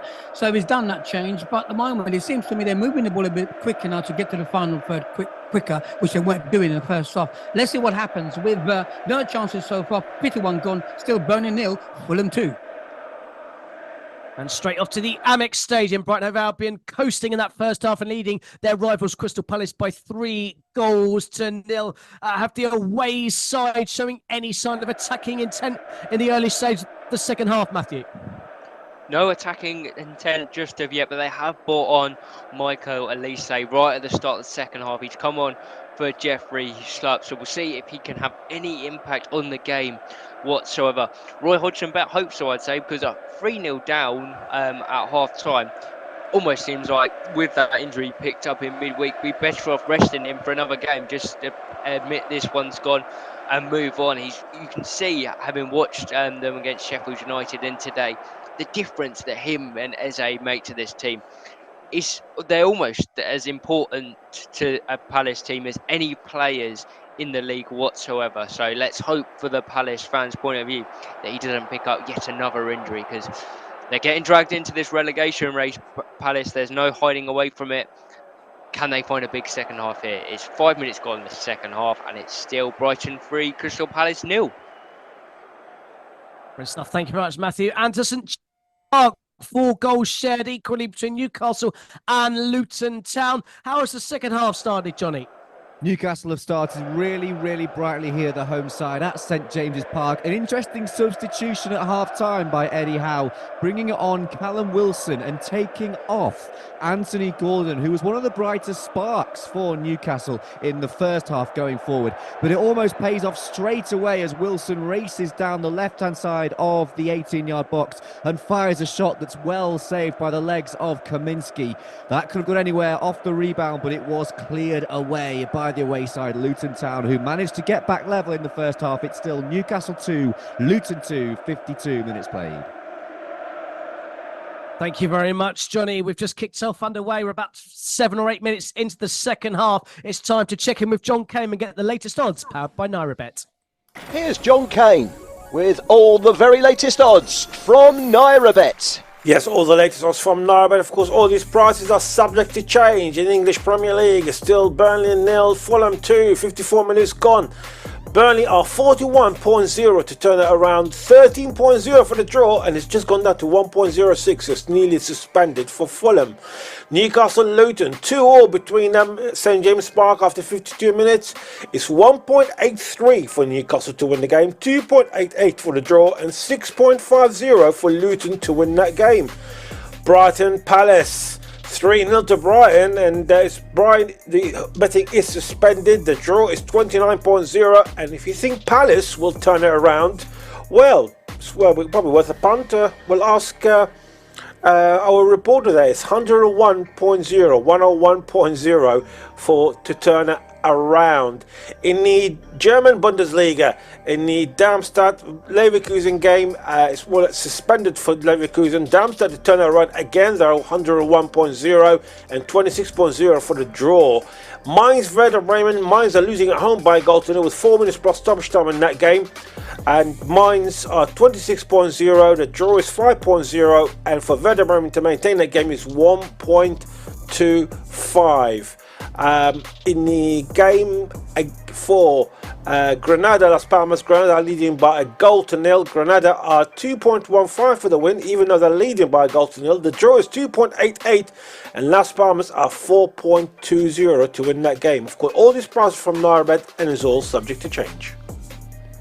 Great stuff. Thank you very much, John Kane. Bring us the latest odds powered by NairaBet. Of course, they are always subject to change, and that's because the goals happen around the ground. So we bring them to you as soon as they happen. As Bayern Munich have increased their lead to 3-1. Matthias de Ligt with the third goal for Bayern Munich. They're going to claim all 3 points. That's for sure at home to Borussia Mönchengladbach. There's also been a third goal for Stuttgart away at 10-man Freiburg. It's now Freiburg 1, Stuttgart 3, and Mittelstadt has scored with 15 minutes to go to restore Stuttgart's 2-goal advantage in that game. Let's go straight back to Turf Moor. Burnley versus Fulham, but it's the away side that are looking more likely to increase that lead, isn't it, Patrick? Yeah, Burnley they gave the ball away, and the ball was on Pereira. He then passed it to Muniz again, the one who got the goal. Took a shot, it just went wide.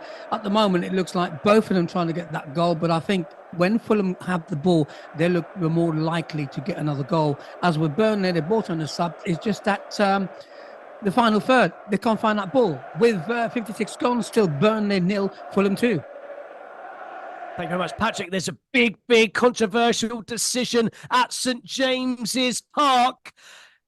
Is it a penalty or isn't it a penalty? VAR are checking. Let's quickly join in with Johnny Holmes just to see what the bone of contention is. Yeah, Ogbene racing down the right-hand side, and he's pulled back by Dan Burn. The question is it in or out of the box? They're looking at it in slow-mo on the VAR, and I tell you what, it looks like he's still making contact with the shoulder of Ogbene as he runs into the box. The question is, as the contact began outside and then continued into the box, do you give the penalty or do you give it as to when the contact began? This is going to be a really intriguing decision, and it might come down to an interpretation of the law. We hear that a lot in football, but there's certainly contact in the box and also a little bit outside as well. Could go either way, this one. You might want to come back to me as they're still looking at it. Could be here a while.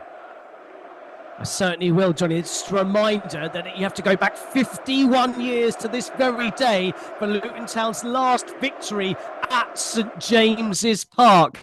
To all the current score, but potentially waiting on this VAR decision whether it's going to be a penalty or not a penalty. And I believe VAR have made the decision and have given a penalty to Luton Town. Johnny Holmes, do you think that's the correct decision? I think it is the correct decision. It looks like the majority of contact was made inside the box. It's just whether you say that it began outside. But there's also another little part of it. As you slow it down, there looked like there was contact not only on the shoulder, but also a little clip of the heels as well. Because as into the box he went, Ogbene, the contact that follows on the heel is in the box. That might be why it's given. But yes, Dan Burn has conceded a penalty and Luton have a chance to take the lead here.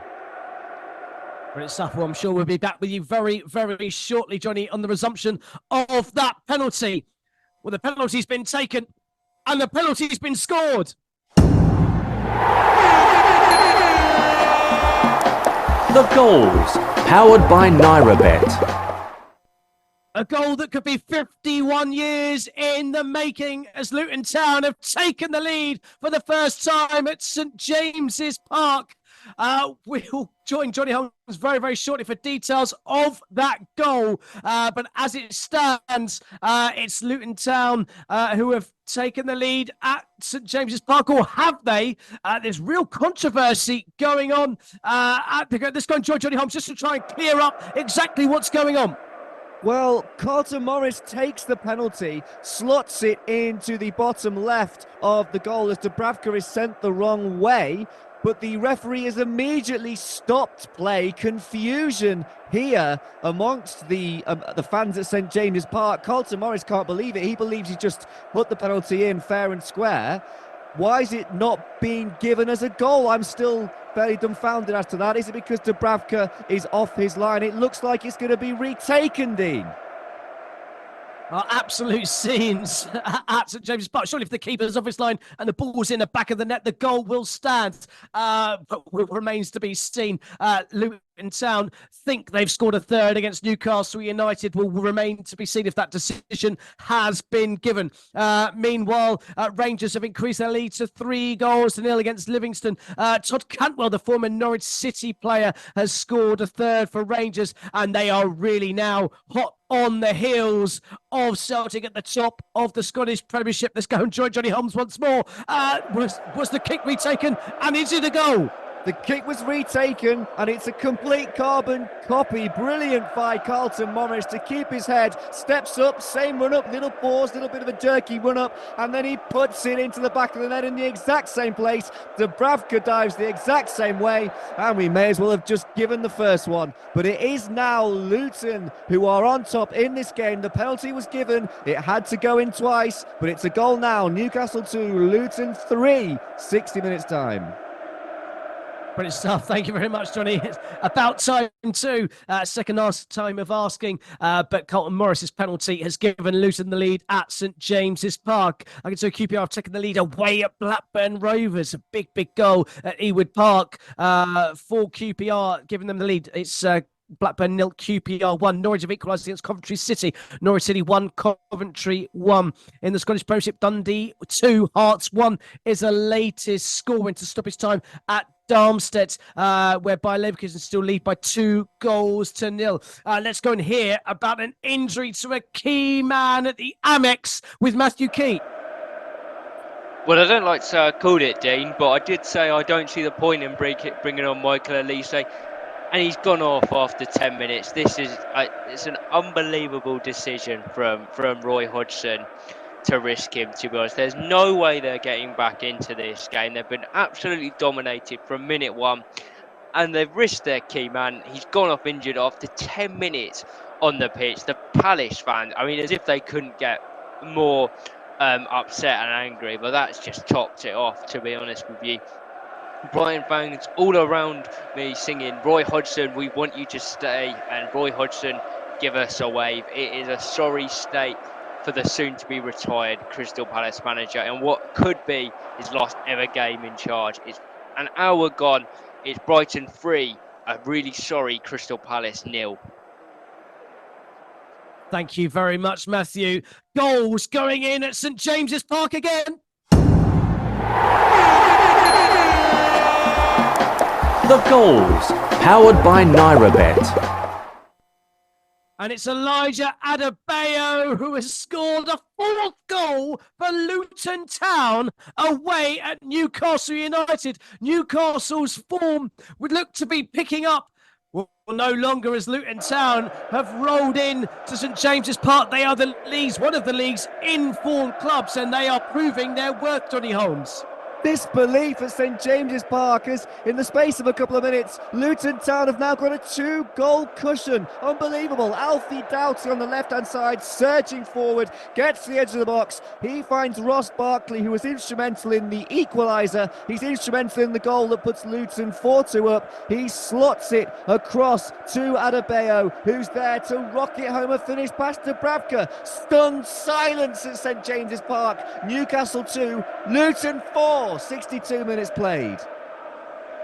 They scored 4 against Brighton. They've now scored 4 against Newcastle. That's 8 in 2 games for the Hatters. Luton Town are becoming a Premier League force. It's full-time. Bayern Munich 3, Borussia Mönchengladbach 1 is a full-time score. Bayern Munich keep the pressure on Bayer Leverkusen. We're in injury time at Darmstadt. It's still 2-0 to the visitors there. I can tell you that game has just finished. Darmstadt 0, Bayer Leverkusen 2. It's as you were at the top of the Bundesliga. It's finished. It hasn't finished. There's been a goal. Bochum 1, Augsburg 1. An equaliser deep into stoppage time from Demirovic has seen potentially Augsburg still a share of the points away at Bochum. QPR have got a second quick goal at Ewood Park. It's Blackburn Rovers 0, QPR 2 in that game in the Championship.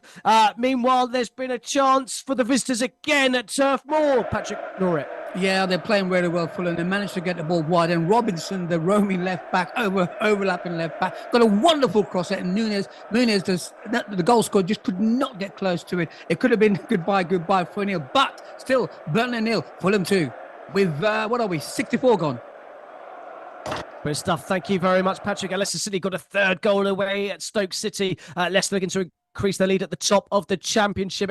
It's finished full time, as we said in our feature game, the Bundesliga. Darmstadt 0 by Leverkusen 2. Let's go and hear about how that went down with Ash Sanderford.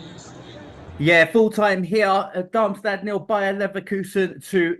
Really, really professional performance from Xabi Alonso and his men. Great game for them, and a really simple game to tie it up. It all started off in that first half with a great goal, with a great cross and assist from Alex Grimaldo, his 9th assist of the season, with a goal from Nigerian Teller,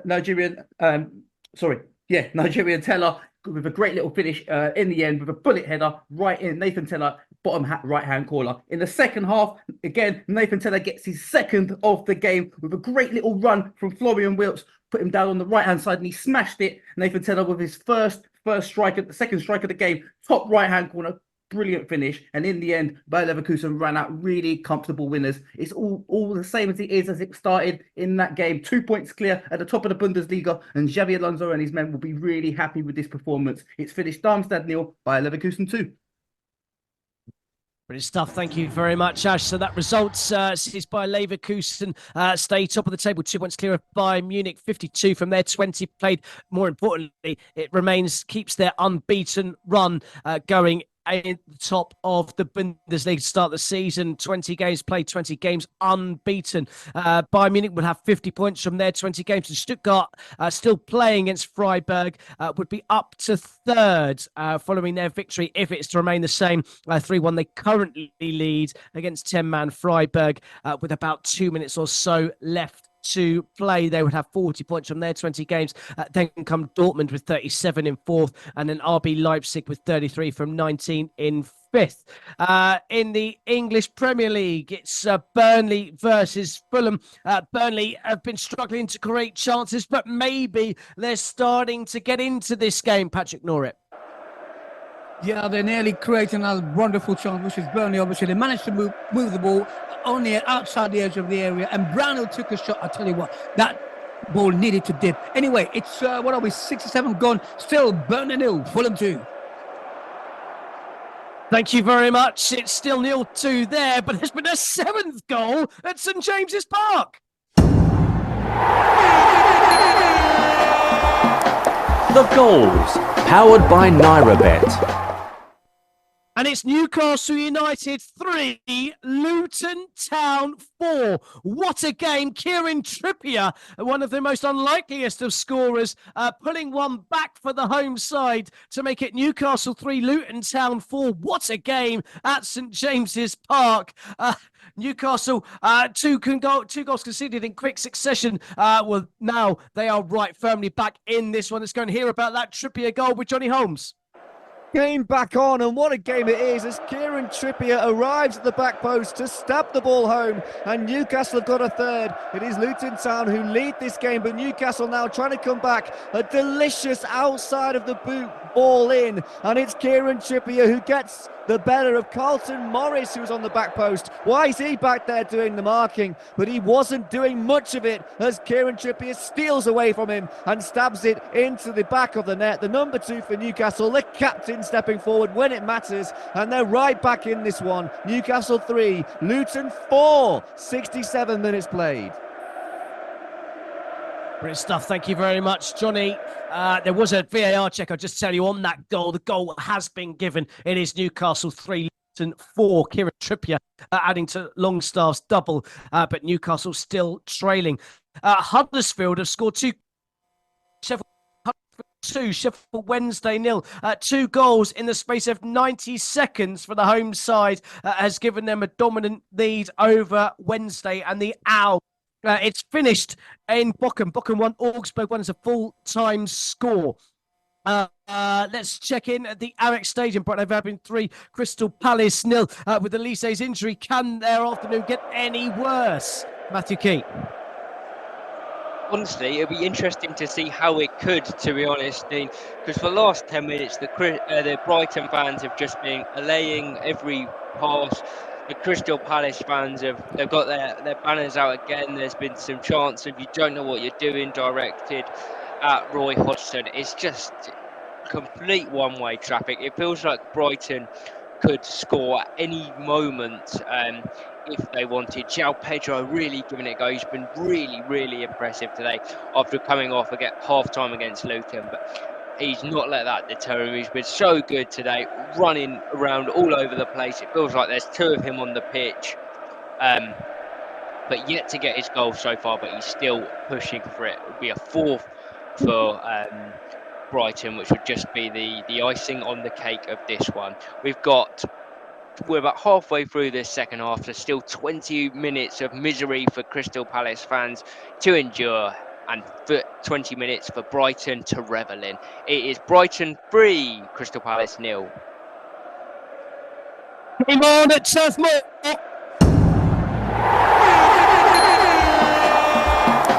The goals, powered by NairaBet.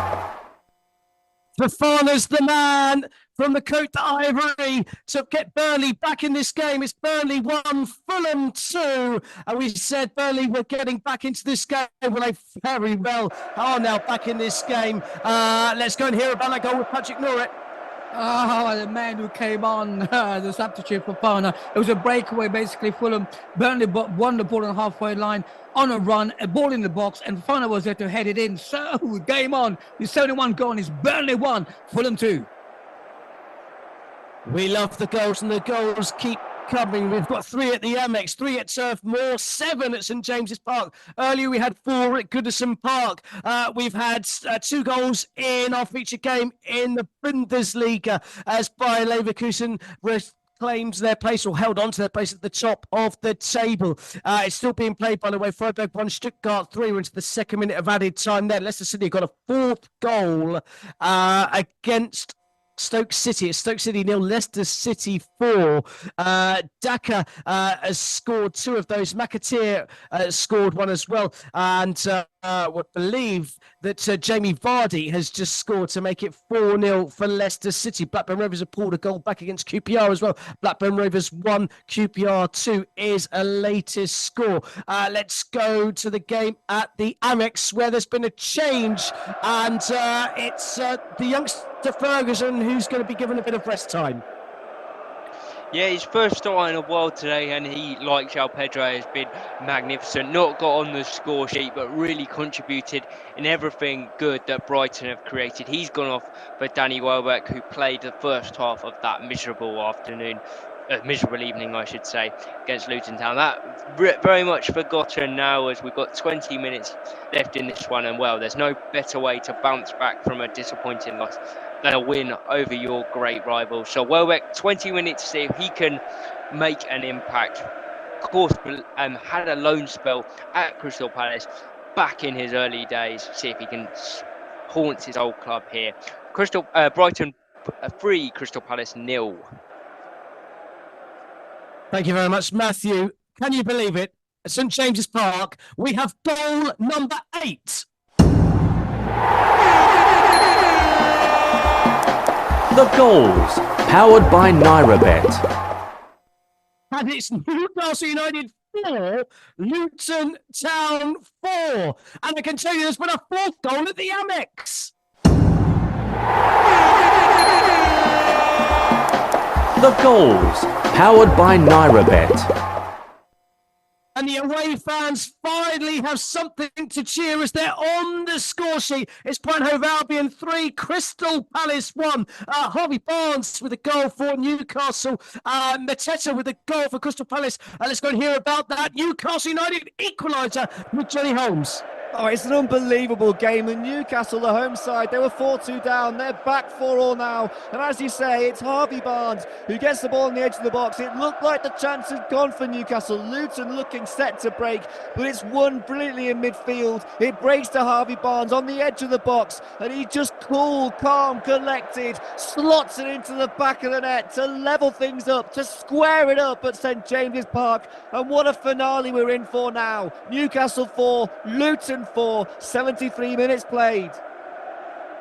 Unbelievable scenes at St James's Park. The man signed from Leicester City has certainly repaid some of that transfer fee in his first start for the new club. Let's go and hear about that Crystal Palace potentially consolation goal from Matthew Key. Yeah, I'd be shocked if it was anything else, but then again, I did just say I can't see Palace scoring, so what do I know? Yeah, well, you mentioned the Palace fans got something to cheer of. To be honest, having just watched the goal, it's about half empty, the Crystal Palace end. You can't really blame them. But it's Anderson who, despite being centre-half, has comfortably been their best player on the day. Finds himself in the right wing position, trying to do everything for his side. Whips in a lovely ball, and Mateta, bit of lax defending from Brighton, finds himself free in the 6-yard box. Clever header in the near post, and that is the Brighton clean sheet gone. They've only kept one this season, and they'll be really disappointed that they haven't been able to keep one today. Is it the start of an incredible comeback, Dean? We'll have to see. Brighton 3, Crystal Palace 1.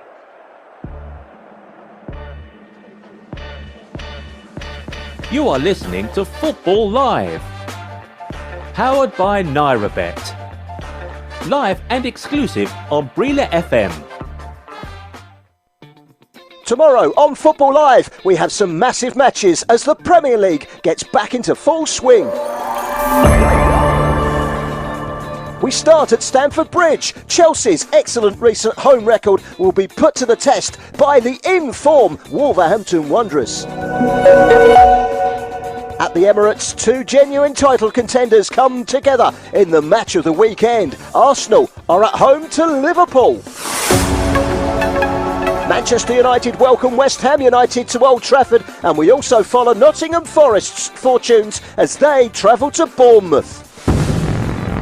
We also have featured matches in the Bundesliga and La Liga. The winter break is officially over. The title race is hotting up, and Football Live will be bringing you all of the drama live and exclusive tomorrow afternoon right here on Brila FM.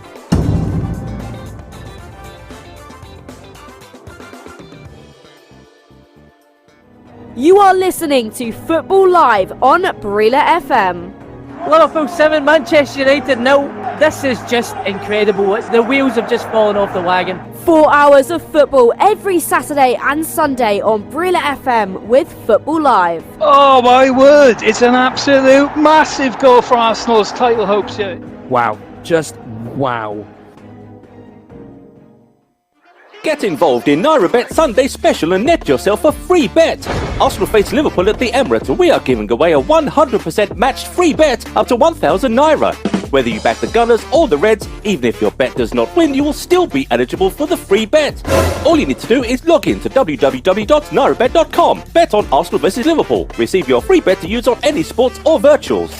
The qualifier does place a bet on either the pre-match markets or in play. Full details can be found on our promotions page. Must be over 18, minimum odds of 1.5. Must be a real money bet. Cashed out bets do not qualify. General and free bet terms and conditions apply. Please gamble responsibly. Let's get back to the action on Football Live. Powered by NairaBet. This is Football Live with Dean Kilford. Couple of goals to bring you up to date with in the English Championship. Preston North End 3, Ipswich Town 1. Ipswich pulling a goal back in this game. It's going to be too little, too late. Another defeat for the Tractor Boys on the road, despite Kiefer Moore's goal. It's Huddersfield 3 now, Sheffield Wednesday 0. Sorba Thomas with the goal to make it 3-0 to the home side, and another big 3 points for Huddersfield against the Owls. I was just looking through some of the stats. We've had 8 goals at St James's Park. Once in history before have there been 9 goals shared between these two teams. That was back in 1947. That was a 7-2 victory for Newcastle United. This, the second highest scoring game between the two sides. Currently 4 apiece. What a game it is indeed. In fact, let's go and check in with Johnny Holmes to see if there's any chance of that 9th goal in this one with about 10 or so minutes left to go. Oh, it would be bonkers to try and predict anything in this game, Dean. What an unbelievable second and first half we've had. Newcastle 4, Luton 4. A little bit of a break in play now, so the chaos, we can sort of digest it a little bit. In all that was going on, I missed a couple of substitutions and a yellow card as well for Jacob Murphy for Newcastle. Livramento's been brought on for Dan Burn, and Harvey Barnes was actually brought off the bench just before his goal for Almiron. What a way to make an impact, to level things up for your side. Who knows, maybe Newcastle can push on and strike for the victory, but Luton had a couple of chances as well. Adebayo's been a threat, Ogbene's been a threat. So far, nothing doing. A couple of smart saves by Dubravka. Could go either way this, for all here at St James's Park. 79 minutes played. Thank you very much, Johnny. Huddersfield have got a fourth goal against Sheffield Wednesday.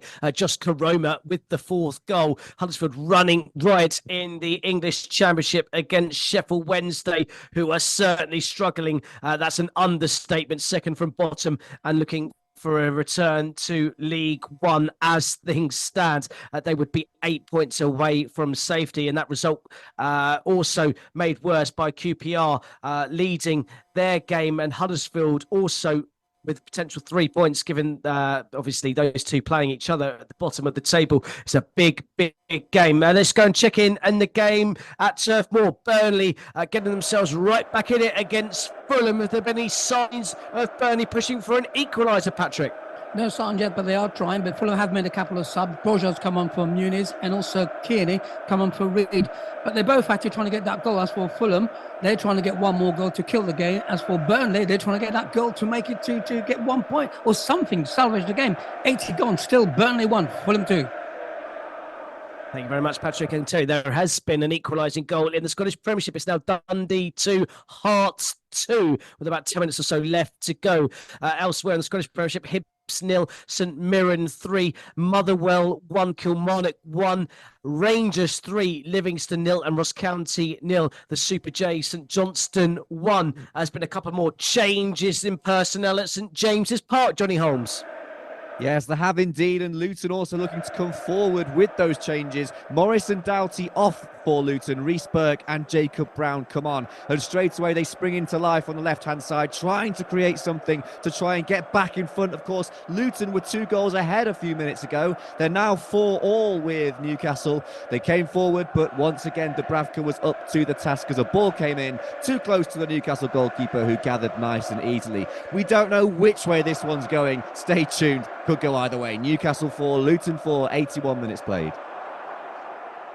Good stuff. Thank you very much. Norwich City have taken the lead against Coventry City. Coventry were leading shortly after the restart, but Sargent's goal has made it Norwich City 2, Coventry 1, adding to Borja Saint's goal. So Norwich City look to be on course for all 3 points, the crucial 3 points, as they look to push towards the playoff places in the English Championship. In the Asian Cup quarterfinals, it's still Qatar 1, Uzbekistan 0. We're about 8 minutes into the second half. The two teams earning the right to play Iran in the semi-final on Wednesday. In the Liga, we've got about half an hour left to play. 10-man Granada 1, Las Palmas 0. Bruno Mendes' goal still the difference between the two sides. Granada have been playing with 10 men since the 21st minute.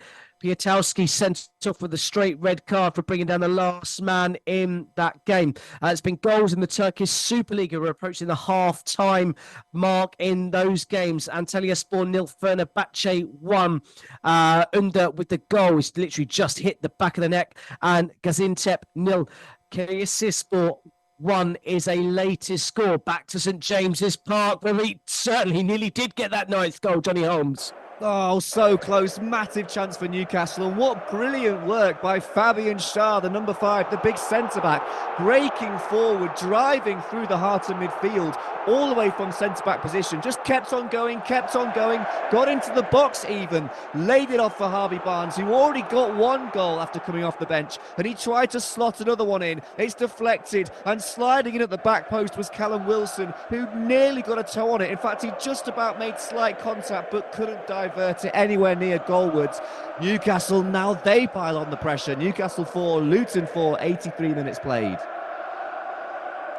Brilliant. Thank you very much, Johnny. I feel the drama isn't over just yet at St James's Park. Speaking of drama, just about 17 minutes or so left to go to kick off with that big quarter-final in the African Cup of Nations, Mali versus Côte d'Ivory. Big game that will be featured on Brilla FM. Let's go and check back into turf more where Burnley are really piling the pressure on Fulham, Patrick Norrie. Yeah, they are piling the pressure on. They're keeping that ball aggressive without making any sense to you. Just passing that ball. Fulham can't get it, but they cannot find that ball to get into Fulham's half to score that goal. They're still pushing with 84 gone. It is still Burnley 1, Fulham 2. Well, last time we were at the Amex Stadium, Brighton were just conceded what we thought might be a consolation. But Matthew Key, let's not write off the Eagles. They are pushing for a second. Yeah, they're a completely different side since that goal. It's a shame that it took them 75 minutes to wake up, really. But it's nice play between the substitutes. It's Edouard who's just come on and Franca, the attacking midfielder they bought in the summer. And it's Edouard that does really nice bit of hold-up play, manages to turn away from Lewis Dunk and plays it into the path of Franca. And his shot, it's low and hard. Maybe should have gone far post, tried to catch out Verbruggen at his near post. Palace goalkeeper was slightly worried, but in the end, pretty easy save, managed to hold on to it, no damage done, but yeah, could have made it an interesting 10 minutes or so. You never know, Palace score another one the next couple of minutes, could be in for a blockbuster finish here. Not quite St James's Park, but still a good game here. We've got about 10 minutes left, plus whatever's added on. It's Brighton 3, Crystal Palace 1. Just the 4 goals at the Amex Stadium, but 4 goals nonetheless in a big heated rivalry between Crystal Palace and Brighton Hove Albion, and it's the home side, Brighton Hove Albion, that lead by 3 goals to 1. West Bromwich Albion have taken the lead over Birmingham City. Andreas Weimann with the goal with 5 minutes from time. Big Midlands derby there, and it's West Brom that will have the bragging rights come the end of that game if things are to stay as they are. There has been a 5th goal at the Amex Stadium. The goals, powered by NairaBet. And Crystal Palace were pushing for a way back into it, but João Pedro's got at the other end to make it Brighton 4, Crystal Palace 1. Let's go and hear about that goal with Matthew Key.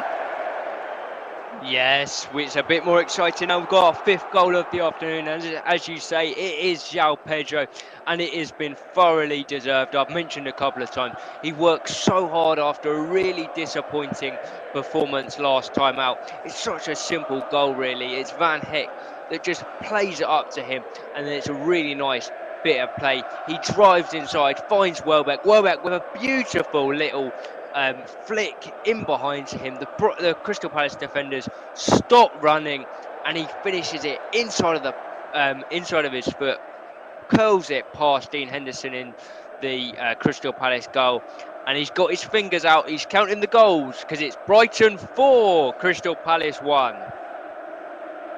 Certainly likes to wind up the rival fans. The João Pedro, and his goal has certainly sealed all 3 points for Brighton Hove Albion at home to Crystal Palace.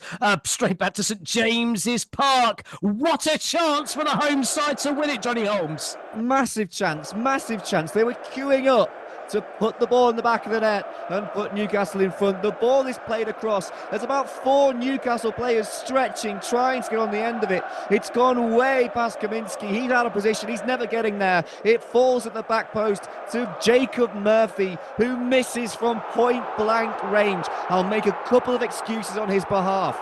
It was in a pace. It was a tight angle.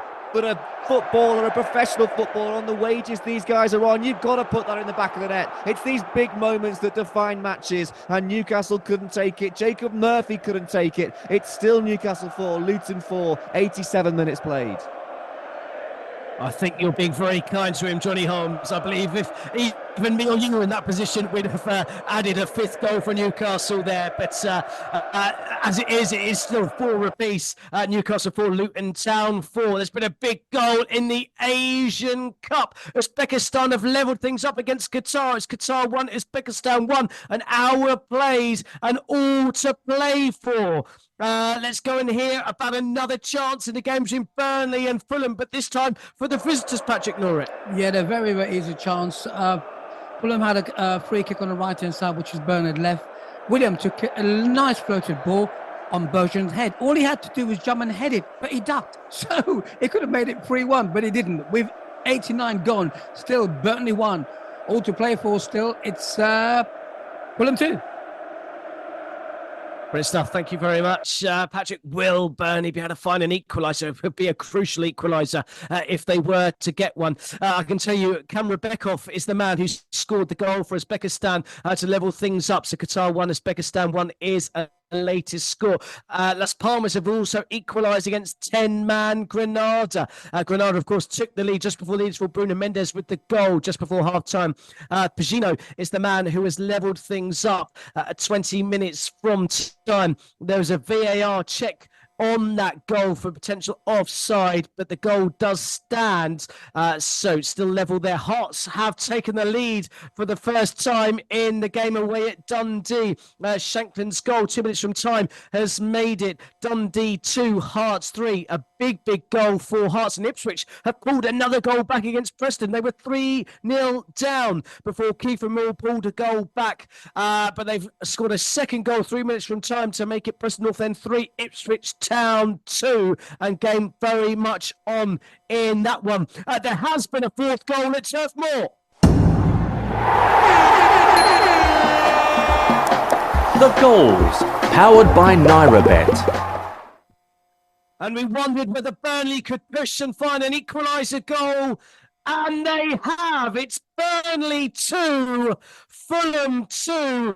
What an end to this game. Just into injury time in this game. Burnley have levelled things up, and it's a big goal for Burnley at the bottom of the table to level things up against Fulham. It's Fofana's second since coming off the bench to level things up. Fulham led 2 goals in 4 minutes of the first half. Paulinho and Rodrigo Muniz with the goals for them. But Fofana's double after coming off the bench has made it Burnley 2, Fulham 2. Goals going in everywhere on Football Live. Let's go and hear about the latest with Patrick Norrit. Yeah, I'll tell you what, he was coming, that goal. I could see it. It's like a carbon copy of the other goal he scored. They're down on the left-hand side, The ball came in. Fofana was there with the keeper, with someone else there, and put it at the back of the net. With 91 gone, Burnley 2, Fulham 2. Oh, unbelievable scenes there at Turf Moor. The home side looked dead and buried, but 2 goals from Fofana may see them claim at least a point. It's going to be 7 minutes of added time at St James's Park. Can the deadlock be broken? It's still 4-4 between Newcastle United and Luton Town. There's 5 minutes of added time to be played at Turf Moor. Of course, that goal has levelled things up for Burnley, although there is a VAR check on that goal. Belated VAR check. Of course, all goals are checked. Whilst we're waiting to hear about that goal, let's go and check in at St James's Park just to see if in fact, the goal has been given. The VAR check has been and gone. The goal is given. It is definitely 2 apiece between Burnley and Fulham. Let's go and check back in with Johnny Holmes at St James's Park. Any sign of a late winner for Newcastle or Luton Town, Johnny? Well, those added on minutes, not good news for Luton, who are really hanging on here. It's all Newcastle, all the possession, all the threat, whipping balls into the box. It is all Newcastle who stride forward. They actually had the ball in the back of the net, but it was pulled back, adjudged to have been a push by Callum Wilson on the Luton defender. And now they've just got to ride it out, Luton. They've got to defend. 11 men behind the ball until full time. Can they hold on? Newcastle 4, Luton 4, 92 minutes played.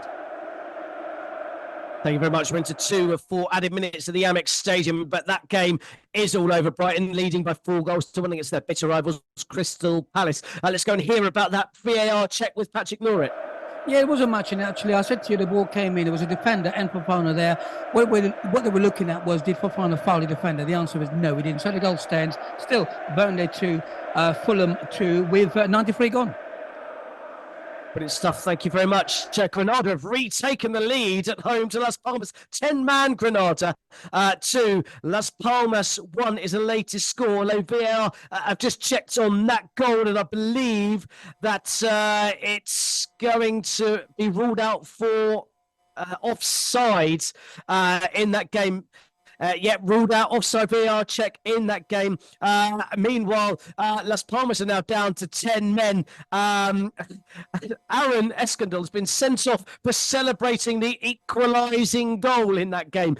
So 10 man apiece, a goal apiece. Granada 1, Las Palmas 1 is a latest score. 4 times starting to come in from Scotland. The Scottish Premiership, Hibs 0, St Mirren 3, Ross County 0, St Johnstone 1. Let's go back to the game at St James's Park. Luton are certainly hanging on, aren't they, Johnny Holmes? Yeah, hanging on by the fingernails, and what brilliant defending it was by Gabriel Osho, who of course has a goal to his name today, but that was a goal-saving challenge. The man who's on a yellow card, remember, he had to get this one right. Callum Wilson racing through on goal, looks like he's in one-on-one. Across comes Gabriel Osho, sliding challenge, nicks it away in the penalty area. If he mistimes it, he's off, it's a penalty, it's game over. He gets it perfectly right, and Wilson can't believe it. Taken off his heels, behind for a corner, and nothing comes of it. Luton hanging on at the moment. Can they continue to do so?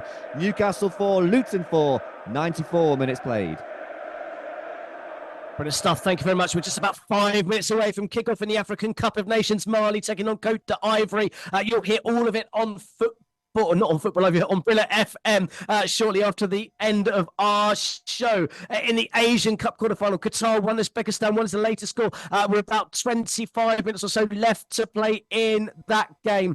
I can confirm that Las Palmas, Granada's second goal was ruled out for offside. It's still 1 apiece between Granada and Las Palmas, both sides down to 10 men. It's a thrilling end to the game at St James's Park. Newcastle United 4, Luton Town 4, Burnley 2, Fulham 2. Burnley equalising with Fofana's goal at the start of added time, into the 6th minute of added time. Any side of a goal in that one? Well, I can tell you no, because it's full time. The full-time whistle has just gone at Turf Moor. Burnley 2, Fulham 2 is a full-time score. We're still playing at the Amex Stadium, Brighton Hove Albion 4, Crystal Palace 1. Brilliant home game that has just finished at the Amex.